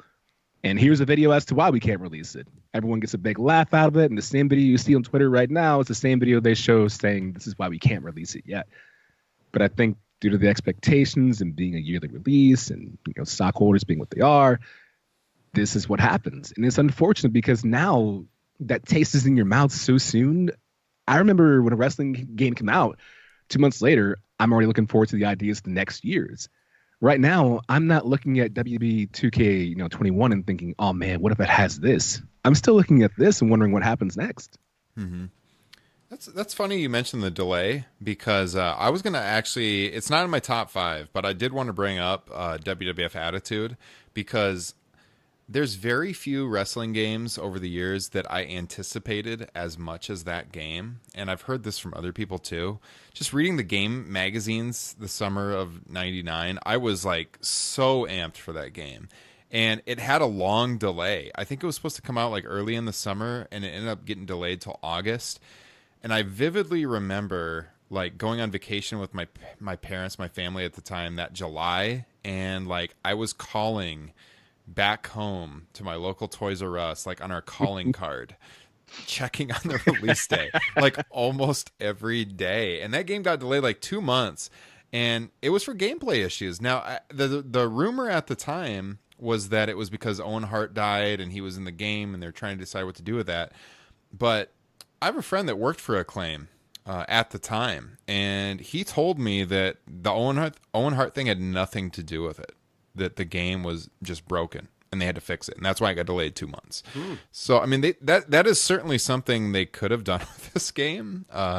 Obviously, they've been promoting it for months, but when you've been doing that, you've been talking about this game for 6 months. What is another month or two? And also the graphics. You look at this game. You mentioned 2K and NBA 2K. I just bought the new NBA 2K because it's on sale on the PlayStation Store right now. Like, I'm going to jump on that on 33% off. NBA 2K, by the way, Adrian introduced me to that way back in, I think 2001 when you were talking about the Dreamcast and everything. Been a huge NBA 2K fan ever since then. So I got the new game, and that game is beautiful. And you compare that with 2K20 WWE. WWE 2K20 looks like last gen, if not before. Yeah, I don't get it. Like, even when 2K NBA first came out on Dreamcast, it looked beautiful. And then later in the years, like 2006, there were moments where you could pause the game, go in replay mode, and I would just stare at the realistic models. It wasn't created equally. Some people like Steve Nash looked really weird with his hair, but some models just looked absolutely gorgeous. But when you look at WWE 2K20, like, if you had this spreadsheet and said, who do you think this is? And you pointed to Candice LeRae, there's no one I could guess in my mind in the history of women's wrestling and say, I think it looks like, first year Beth Phoenix, maybe? I don't know. It looks nothing like her, and I don't get it. Yeah. No, it's real bad. The Bianca Belair entrance on the GIFs have been floating around on that, like with the hair physics, really bad. Mandy Rose was even mocking her look on the thing. It's bad when the talent feels comfortable enough to mock the game. That's when something's bad. That the talent's like, you know what, fuck it, we're all in on ripping in this game too. So I was trying to count as you guys were talking the number of games I've actually played. Mm-hmm. Yeah. And I actually feel really cool that what was the one wrestling game I enjoyed the most is widely considered number one. So that's cool. But there are two games I want to mention and what the general consensus is, because I would have no idea. So in college, my buddy had a PlayStation and he had WWE SmackDown. And I remember I was always Dean Malenko, and he was he had all the cool moves, and I could win with him. Actually, is that considered a reasonable game, or was that shitty? This would have been released in 2000, 2001 ish. Yeah, I didn't have a PlayStation 1. Adrian, you can probably comment on that better. I think the early SmackDown was really cool. I think that's the one where instead of having a full-fledged entrance where they walk out and have the ring in front of them and they do their thing on the ramp, that might have been the one where their entrance was just them walking in front of a video screen. And the effects take place as they walk out behind this big video screen. But the game itself was solid on PS1. I think for part of the reason you said, the moves. Yeah, I remember it was very easy. I was like, fuck yeah, man. I can use Dean Malenko's got a good realistic moveset, man. He does these moves. So I was fired up. You have one button finisher.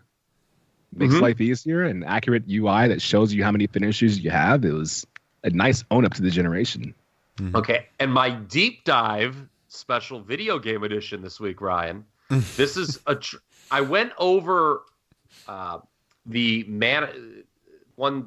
was 98, I think. The manager of the Italian restaurant that I worked at the time, he had a Sega Saturn, and he had an All Japan game for it. And it actually had the real entrance music. Dr. Death, Steve Williams came out to I Love It Loud by Kiss. And I didn't even care that I sucked so bad playing this video game. I was so in awe that this thing existed. What was that game that I played? Because I know I didn't make it up. I remember just jumping up and down like a child that, you could be Dr. Death and I Love It Loud would play. I have no idea what the name of this game was at all. There I just know it was a series of games like that. I think Virtual Pro Wrestling was a couple of them like that. Okay. Yeah, I mean, I know that literally, the classic All Japan 90s roster was on it. And I was like, this is unbelievable this exists. So yeah, maybe it was. I was trying to Google it. And yeah, I'm seeing All Japan Pro Wrestling featuring Virtua is what came up. So I Yeah, have no they had idea their own games. Yeah, they had like a Giant Graham and Virtual Pro Wrestling. Those were All Japan games. Yeah, I know. I just thought it was like the coolest thing that, you know, you could hear I Love It Loud, because God, did I love when Dr. Death ran out to that song. Dude, I understand how you feel. There's a certain music with the wrestler that when you hear it, it changes the entire way you watch the match from start to finish, whether they win or lose. Yeah. Like, I watched all of New Japan Cup, and every time I couldn't hear Elevate It from Will Ospreay, it changed my entire mood. Yeah. By the way, I can relate. I Love It go ahead. Loud. I Love It Loud, Ryan. Mm-hmm. One of Kiss's 2 good songs. I'm pretty sure you've bashed Kiss on the program before. Yeah, if I'm not and mistaken. both of their good songs are on Creatures of the Night, and both of them are wrestling related. That and War Machine, which Taz used in ECW. Yeah, there you go. Right. I put up a poll on our Twitter page earlier. What is the best pro wrestling video game? We've got 132 votes right now. And I put the 4 up that seemed to get earlier in the day. I asked people, what's your favorite wrestling games? And I kind of took the ones that the people mentioned the most. No Mercy running away with it with 61% of the vote. And then after that, we've got WCW Revenge with 26% of the vote. Fire Pro Wrestling World, the recent one, 11%. And then rounding it out, Virtual Pro Wrestling 2 had 2% of the vote. But those were the top 4 that I saw mentioned the most. And 3 of those, Revenge, No Mercy, Virtual Pro Wrestling 2, same developer. So, I guess they need to bring back the, is it Aki or AKI? They need to bring them back, Adrian.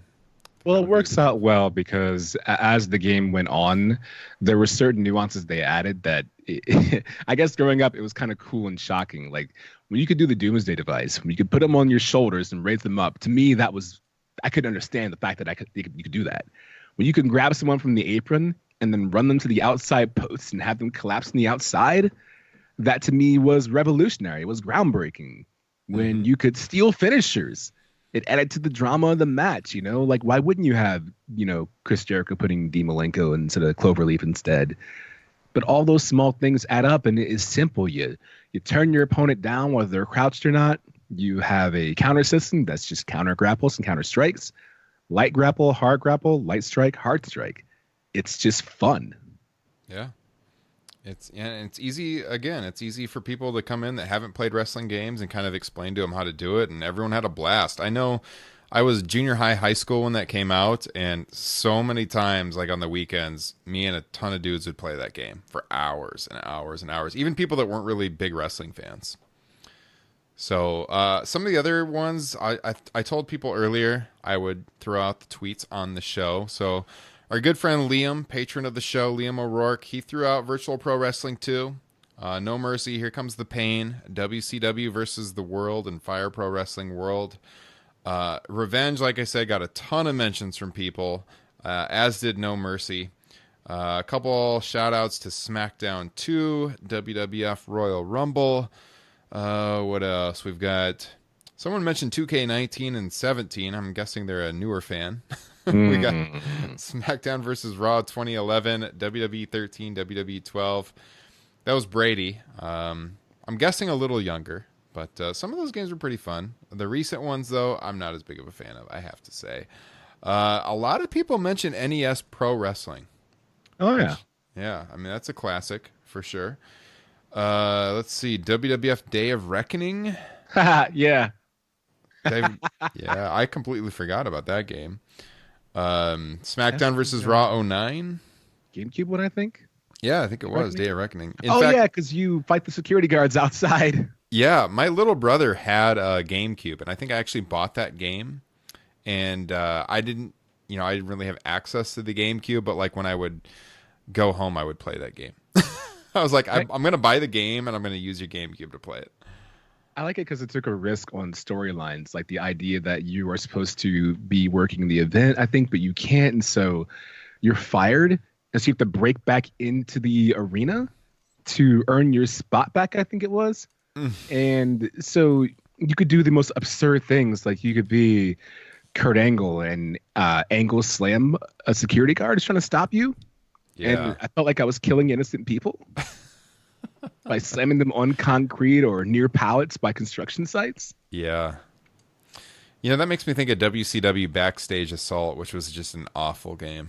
Really bad game. Really, really bad wrestling game. Which has been fun. Yeah. So where do we think the wrestling gaming industry stands today? I mean, if you're looking at the outlook of where we're going as wrestling fans, what do you think, Adrian? Where would you say it stands today? Are you positive on the outlook? Are you negative? What do you think about AEW potentially developing a game, maybe a New Japan game? I know New Japan had the affiliation with Fire Pro, but what do you think? I feel like, as with most things, if AEW does manage to get a contract with Aki and create a game, that it will force WWE to make their games better or take longer times. Because despite of all the things that I don't like about the current gen games, it is nice to have a story. The idea of being this up-and-comer who has to go through the system or go through NXT and work their way in developmental and then show up on the main show and the hardships that you face along the way and the independent wrestling along the way. I like the idea that a story is being told. That's really fun. But then you look across the pond and then you have New Japan Pro Wrestling, and their story mode is just, it's like a romantic novel almost, RPG style gaming, where you kind of I get taunted all the time backstage. I think I was laughed at by Toru Yano way too many times just for existing. Yuji Nagata actually is who it was, who laughed at me over and over and over again. So the storyline for me was kind of like, but the gameplay is fantastic. So I think I want to be positive about where it can be, but I'm unhappy with where it is right now. Especially the fact that like it seems like every year, if we're talking like major brand WWE, every time that they release a game, I feel like the next week they change the entire show. The game's out now, and they already have a new Raw and SmackDown set. Right. Oh, it already feels outdated. Right. Mm-hmm. No, I would agree. I mean, I think it's indicative of where the gaming culture is for wrestling gaming right now. When I sent you the DM, so have you played WWE 2K20? Hell no. You're like, you're one of the biggest gamers I know. If you haven't played it, I mean, I know that it's not good probably, but Fire Pro is a good game. I think if you're looking for good gameplay in recent years, that's the one to check out for sure. And, I think the thing is that I want it to be good. Like any good wrestling fan, when things are bad, you want to be upset and you meme and you laugh about it and take your pot shots, because at the end of the day, you want these games to be good because you want to replace your current library of games that you have with just this one game because you love wrestling. We all love wrestling. I love wrestling. I want to spend the majority of my time playing WWE 2K20. Right. And I can't. Yeah. Well said. We're going to head to the deep dive of the week. Adrian, you're a longtime wrestling fan. You want to stick around for this? Yeah, why not, man? Let's do it. All right. Kyle, that's wrestling games in a nutshell right now in 2019. So that means it is time for the Kyle Ross. I found Ross. this Sega Saturn game, by the way. Oh, what is it? Speaking of deep dives, it is. It's featuring virtual. Fucking Gary Albright was in this game. I want to play this game right now. Head to eBay. Do it. Yeah. $32 for the Peer game. pressure. On eBay. He already looked it up. I love it. Sorry, I didn't mean to interrupt you. I was just, just looking at this. No, I love it. I wanted to know what the game was. Guess what they screwed up, though? They have it K Kawada. K Kawada. K Kawada. Yeah, whoops. Oh, well. Well, I expect next week when we do the show that you have bought this. It's on the way to Cleveland, Ohio via eBay. If that hasn't happened, I'm vastly disappointed. I want a full review next week, Kyle. Okay. I love it loud. I'll Venmo you the money. I'll Venmo you the paycheck. Still rocks when Dr. Death comes out. All right. With that said, guys, it is time for the Kyle Ross I Love This Sport deep dive of the week. Take it away, Kyle. Okay, so Survivor Series is rapidly approaching, and Ryan, do I have something for you and Justin? Right. Because I'm me, guess what I'm working on? A spreadsheet. Yep. Do you know what that spreadsheet includes? Greatest Survivor Series teams of all time. Oh, if it was only that simple. Mm. We're going top 30 Survivor Series matches of all time. Oh, man. Wow. This is a project. We've already got the list pretty well done. I'm just kind of going through a few things. I'd actually done it with a buddy several years back. We'd gone through and picked some things out. I just kind of have to maybe, just double check a few ones that maybe I haven't watched several times over just to see, if the placement's right. But, I feel pretty comfortable. I'm going to roll them out in the deep dive section in the coming weeks. I'll roll them out in tens, believe it or not. I think we're going to have time to do that. 3 weeks. I'm going to roll out 10 matches in each deep dive. How about that? Oh, wow. But homework for the listeners. Yeah. And if you're a patron, I was thinking, I was going to talk about this with you off air, but why not talk about it on air, huh? Screw it. We're doing it live. Yeah. Do it. Fuck it. We'll do it live. Patrons will have, I'll make the entire list accessible, that they can just have it where they don't have to write things down while they're listening and stuff like that. So I'll make my spreadsheet accessible. But anyway, I bring this up because this week's deep dive, a little preview of that list, a match that's going to be on the back end. And I think it's really appropriate to share now because what a 2013 smorgasbord this thing is. And just listen to the names involved in this elimination match and what they're doing today. Okay, this match actually happened about 6 years ago. On one team, you had the Rhodes brothers, Cody and Dustin, teaming up with the Usos and Rey Mysterio to take on the Shield and the Real Americans. I have no memory of this at all. 4 of those people are now in prime spots in AEW. Wow. The other 6 are still under contract for WWE. 2 of them, Seth and Roman, obviously feature performers. And who would have thought that in 2013 that Rey Mysterio would still be employed by the WWE? So this, to your point, Ryan, this is a match that not many people probably remember. It is something, and this is in the spirit of the deep dive of the week, should go out and check out because what this match looks to accomplish and successfully does is get Roman Reigns over with the audience. And when you watch this match, and if you're objective about it, and you just kind of put 2013 glass on, you're like, wow, it might seem like they have something with this guy. It was, if the goal, and it was, to get Roman Reigns over as a potential babyface in the future, you're like, yeah, this was done well. I can see it. Oh, what was to come after that? Yeah, and keep in mind, 2014, I talk about this, with the Rumble, they took it up a notch with his performance in that match. Remember, everyone was crying that, Batista eliminated him. Oh, how the things would change a year later. But I just think it is so fascinating to watch these names all in the ring together 6 years ago under a WWE banner. It's just, given obviously, what Cody has gone on and done. Again, you have, Jake Hager's in the match as Jack Swagger. It's just, what a world we live in that this match took place 6 years ago, and that four of the guys are competing for a brand that didn't even exist. Yeah, like I said, I don't really have any memory of this match, so I'm probably going to have to pull it up on the network tonight when I am editing this podcast. And I just want to say one more thing. I didn't want to recommend it because I have not seen it yet, but it goes without saying that I cannot wait to see it. The David Starr Jordan Devlin match that people are just raving about. Yes. From OTT.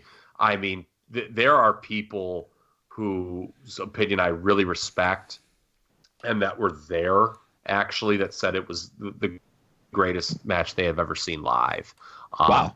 And the storyline that those guys told, for those who had been following that feud, it is just so refreshing in 2019 wrestling. If you go back to the news segment, how we were lamenting how WWE is a promotion that doesn't even do storylines. Forget about bad storylines. They don't even do storylines.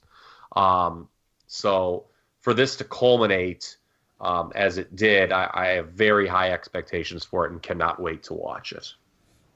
You've been pretty high on OTT in the past. And yeah, I've seen a lot of discussion of this match on Twitter as well. Yeah, look, I'm not sugarcoating it. It's not hyperbole. Am I prone to hyperbole? Sure I am. I'm not going to run from that accusation. But I would absolutely fire Kevin Dunn and the WWE production team and hire the guys from OTT because they just simply make better video packages on a small budget. It's almost laughable, like how much better OTT is with the video packages. And granted, they have better stories to sell, but it's almost just jaw-dropping that a promotion with that small of a budget relative to WWE could just do video packages that are 10, 20, 50 times better. Yeah. Well, I got two things on my playlist tonight as I edit this, so I'm looking forward to it here in the office tonight. Adrian, do you have any memories of that Survivor Series match? Because I really do not remember that one. I sat here just with a question mark above my head because all the names are familiar, but like every time I would think about the match, I thought about what you said. I thought about where they are now or where they were later, and it was hard to picture them all in the ring. Like I remember Mysterio going over to New Japan for a little small stint that he did. Yeah. And I remember, oh yeah, there was a time when he was there with the Rowe brothers and the Shield and all in one ring, but no, I don't recall that at all. Yeah, so the Rhodes, that was during the period, if I remember, it was right around the time when they feuded with the Authority. Right, to get their jobs back. Yeah, and it was really freaking good and inexplicably dropped because Dusty Rhodes won up Stephanie McMahon on the mic. And heaven forbid that because, well, first of all, like anyone would expect that not to happen. The arrogance of people thinking that Dusty Rhodes, like not even trying, could one up Stephanie McMahon on a live microphone, but whatever. So you had, that's what the Rhodeses were doing. The Usos were still like with their kind of like neon face paint, finding themselves as a babyface team. Ray had just come back and was on the verge of being released. That was kind of like his final days in the promotion. And then, you know, the Shield was still a heel outfit, but would turn babyface in the coming months. And then, you know, the Real Americans had Zeb Coulter with them, obviously, and were doing their thing. And that was a few months before Cesaro became a Paul Heyman guy, which went absolutely nowhere. Yeah. Oh, yeah, I remember that. It happened for a little bit. Yeah. Oh, 2013. Yeah, it's not a blowaway match. I'd probably go like 3.25, 3.5. 2013, you said? Yeah, Survivor Series 2013. It is a show, I believe it was headlined by Randy Orton Big Show, which I would not recommend to watch. That is correct. This match, the one you recommended, was 3.5 stars in the Observer. Looked it up. Yeah, that's about right. Yeah, like I like for my Survivor Series list, it's between 25 and 30 of the 30 greatest matches, just to put that in perspective. Yeah. This was right before the Shield. Oh, sorry, go ahead. Oh, I was just going to say, this card also had Punk and Bryan against the Wyatt family. Yeah, this was during the period, like, there was, maybe it was the show after, they both worked, like, handicap matches, Punk and Bryan. Obviously, Punk was very much near the end of his run. Yeah. So. Yeah, I was going to say this is a good spot because this is right before, this is when the Shield was, like, red hot, untouchable. And months later, that was Elimination Chamber when they faced the Wyatt family and one of the best matches I'd ever seen. And the Wyatts won clean over I like this Untouchable guy. Shield. I like this guy. That was a clean matchup. It was guy. beautiful. That was when I think it was Harper took the spear for Bray Wyatt, caught him Sister Abigail, and then as he was pinning Roman Reigns, he like mouthed off something and then just collapsed in the ground. And I was like, oh my God, that was beautiful. You could see the intensity, but then the exhaustion caught up when he realized they won and beat the Shield. You know, Meltzer only gave that match like 4 stars. What an embarrassment. What? Jesus. Yeah. There are people who think that's like a contender for WWE match of the decade. Yes. It's really good. Mm-hmm. Two things. Adrian, you just got the Kyle Ross stamp of approval, so we're definitely going to have you back on the show. Also, also, patron of the show, Tim, was at that show, Elimination Chamber 2014, for that match. God, is that match so good? Yeah. So imagine wanting to see a wrestling match under the WWE banner. Imagine like being genuinely excited about it and it delivering. Yeah, I've kind of regretted not going to that show because it was in Minneapolis, February 2014, and like I said, my buddy Tim, who's a patron of the show, he was there, and yeah, it was a great match. I should have gone, but I agree with both of your takes on that. Adrian, what's up? I think we got to have you back on the show, man. This was a lot of fun. I love learning new things. Like I forgot all about OTT, and I was looking it up, and it reminds me so much of Progress Wrestling. Oh yeah, which is where I first saw Jordan Devlin, and I saw him in a match against Will Ospreay, and it was the storyline of Will Ospreay comes back for just one match, and he's arrogant and cocky. Meanwhile, Devlin's been busting his chops in Progress. I mean, I remember one time there was a spot where Ospreay did a dive on the outside, and then started Flair walking across the crowd's laps. Like he was just strutting in their lap. And the entire match was fantastic. And when I see OTT, I get immediate Progress vibes, and I love Progress Wrestling. So I'll have to check it out. Oh yeah. I think I was first turned on to Progress through you, to be honest, because I think you were tweeting about it, and when I first started checking out Progress. So yeah, this was before, well, when they first started getting into the talks with WWE, but no one really knew about it. But this is where you start seeing the highlight matches of Walter, and way back when you had Jimmy Havoc and Haskins and Pete Dunne and his rise to the top. It's really, really good wrestling, and Laura Di Matteo, fantastic work there. It's good stuff. Yeah. Well, tell the listeners, Adrian, where they can find you. Go ahead and promote your stuff, because you were kind enough to come on the show tonight, and I definitely recommend everyone check out your work with the video game industry. For sure, and I appreciate that. I'm very thankful. If you want to, you can find me on most socials, Twitter, Instagram, or what have you, as Okaydrian, Okaydrian. You can also find me on twitch.tv/Okaydrian on there as well. Stream 5 days a week. My schedule is follow me, and I'll go live at some point. It's really hard to keep a consistent schedule, but I am live every day. I do variety gaming. I mean, last year I streamed 92 games. This year I'm at 68, I think. I just like to touch on different things and understand. I mean, there's a lot of work that goes into games, and I try to do an even split of indie games and AAA titles. I mean, the last 2 years, my favorite games have been indie titles. Last year was Rain World. The year before that, I was Tacoma. So much like wrestling, I believe there's more than just what you see in front of you. There's going out and finding other games as well that could benefit from more eyes on them and understanding how great they are. So you can find me on those stages. You can also walk into your local GameStop TV at the United States, go into a store, look on the TV set, and you'll hear me, and you can groan or you can wave or do what makes you happy. And I have some other endeavors I'm doing in the future.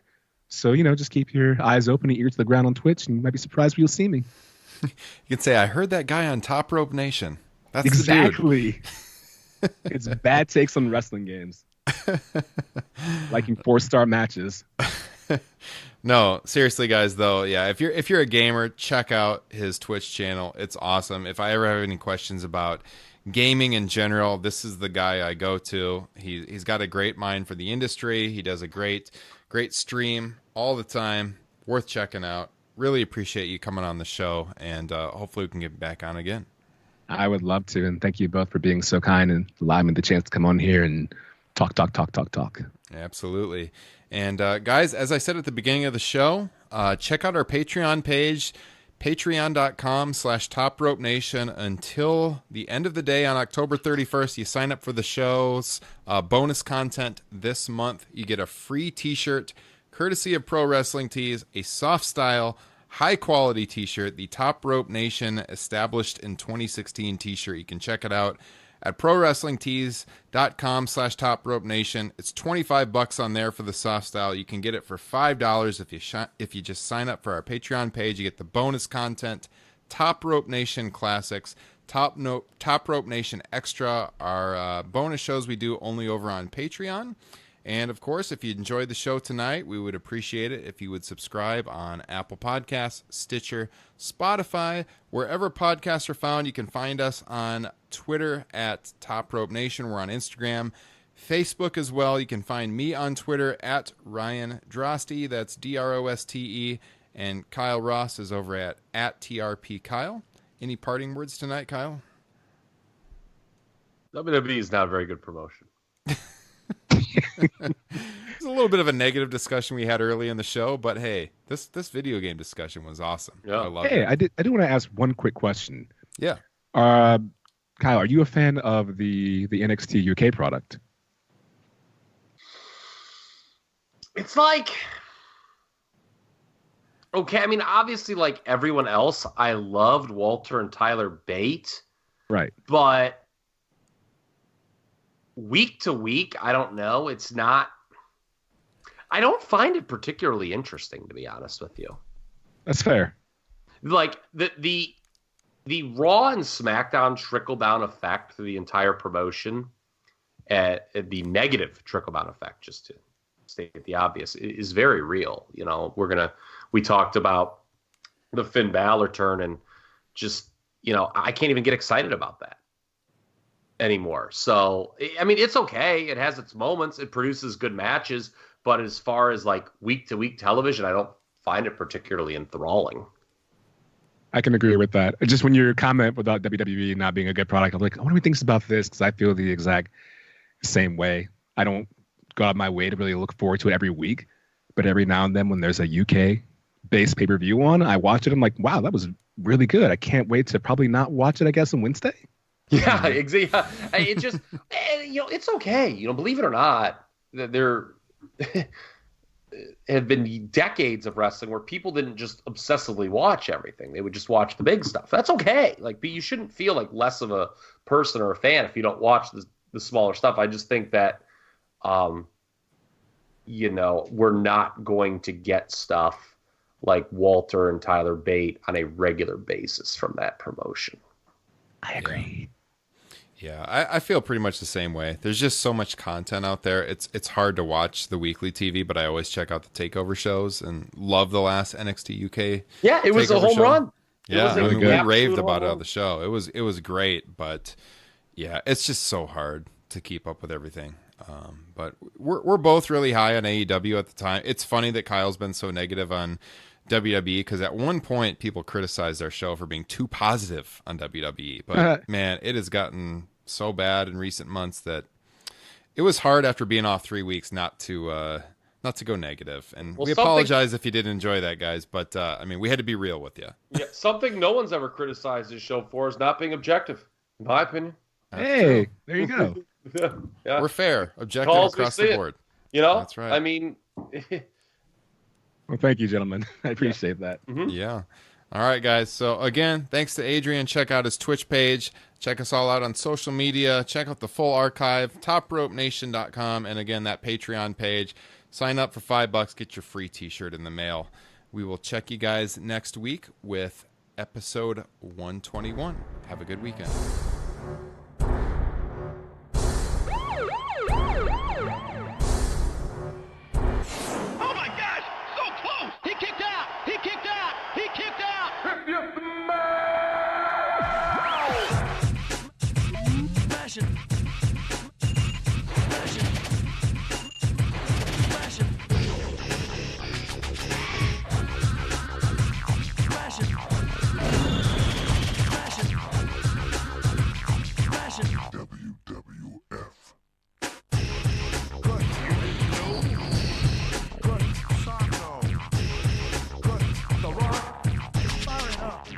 It's cooking. Good.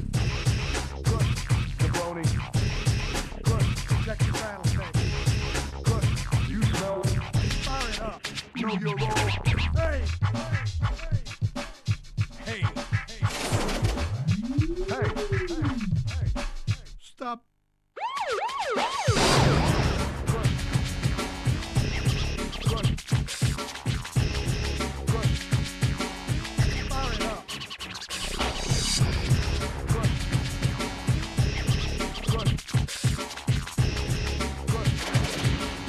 Fire it up.